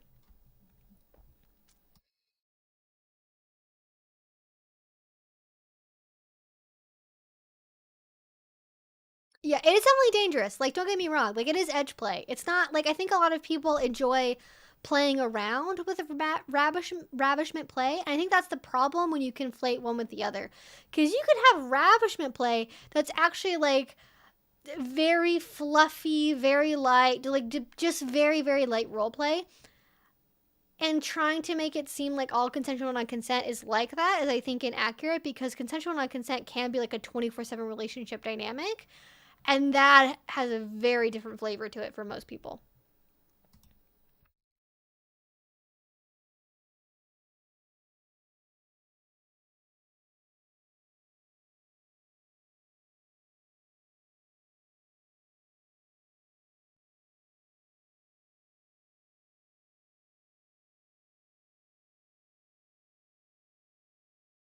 I'm gonna try and see if I can find like a good, like, because I'm just flying by the seat of my pants here, and I do find this to be like difficult to define. I feel like maybe Morgan Thorne has a video about this. Yeah, it's like basically, yeah. It's consensual non-consent describes engaging in behaviors that may include role-playing non-consensual behaviors, or may involve negotiating behaviors where one partner agrees to give up consent during certain behaviors or relationships.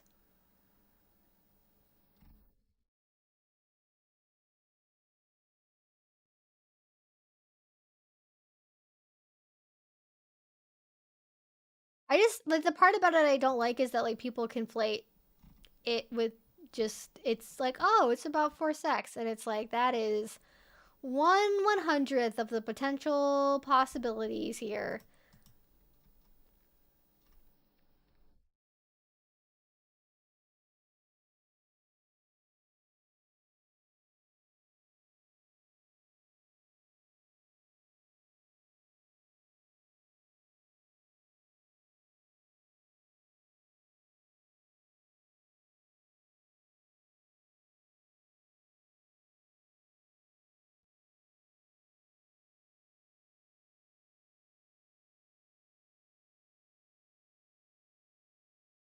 Yeah.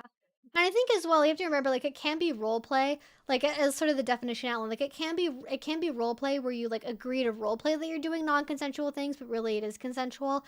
It can also like literally mean you are consenting to not necessarily consent to future activities, like, or not that you, again, it's like, it's not really not consenting. It's like you are consenting to not have your consent affirmed at like a later date for a specific activity. And so I think it depends on how you narrowly you define that. I think there are people for whom their MS relationships are based on consensual non-consent, where they are like, okay, like, this XYZ thing is going to be okay in our relationship, but you know, after we sign this contract, like, that's, you're going to just, sort of, where's the line between consensual non-consent and like full authority transfer or full power exchange? I think there is an argument to say that those things are a form of consensual non-consent, because once you do give up like full authority, like if you do like a full complete authority transfer, then yeah, like, at that point, like, there can be things that fall into CNC territory that could happen. It's very much a fluid, hard to define kind of a thing.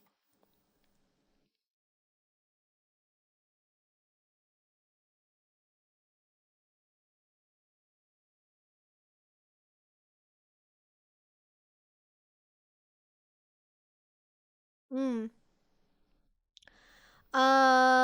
Revoking non-consent would insinuate you have the ability to pick and choose what you non-consent to, and actual CNC that's not an option. I would disagree with that. I think there's different ways to have different styles of CNC. I think if you're doing a consensual non-consent relationship, and that's the whole basis of the relationship, even then I do think you have to have like a fire escape emergency fire extinguisher like thing where you do have a way to leave the relationship safely, because for me that is the difference between consensual healthy BDSM and abuse, is having a way to leave safely without fear of repercussions. Like that for me is the line. And I will not budge on that. I'm sorry. If you have a relationship where you say your slave is never allowed to leave no matter what, like I don't think that's consensual and healthy. And you're allowed to have consensual and unhealthy relationships. I am just going to judge you for it, and you should be prepared for that.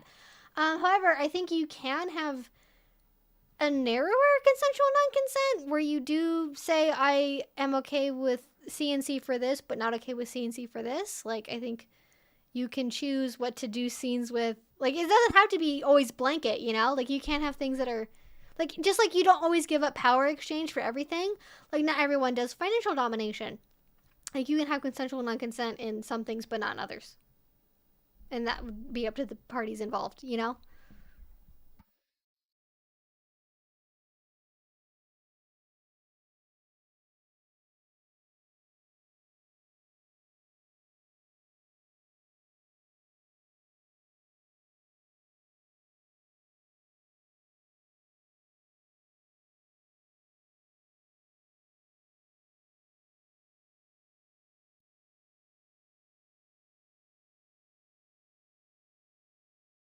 Sorry, it's just like it's really not letting me scroll, so I think I am missing some messages.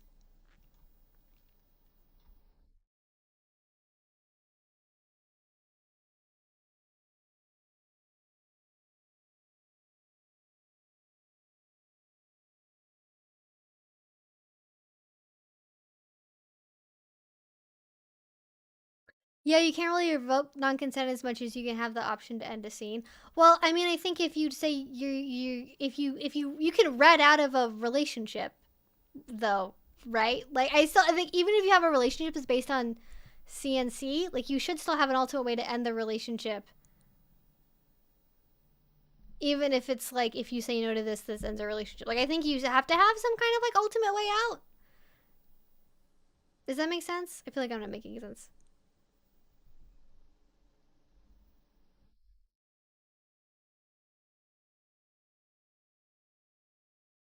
But yeah. We are past time. So I think I'd like to be able to have conversations about this more, but I'm just like not able to catch up with the chat enough. Like I keep trying to like scroll back up to get rid of where like I know I'm missing stuff about consensual non-consent because I just like can't fit it on my screen all at once. But I think maybe we'll talk about that more at a later time. But for now, I'm gonna go make some vegan rice pudding. You should make sure to drink water or get ready for bed if it's late. Maybe go out for a walk if it's early, enjoy some sunshine. I'm gonna make rice pudding and play Animal Crossing and then maybe edit a video. I don't know. Probably gonna end up staying up way too late. But yeah, anyways, all that being said, thank you guys so much for being here. We do stream every Friday at 6 p.m. I hope that you all enjoyed this, and I will see you all soon. Bye!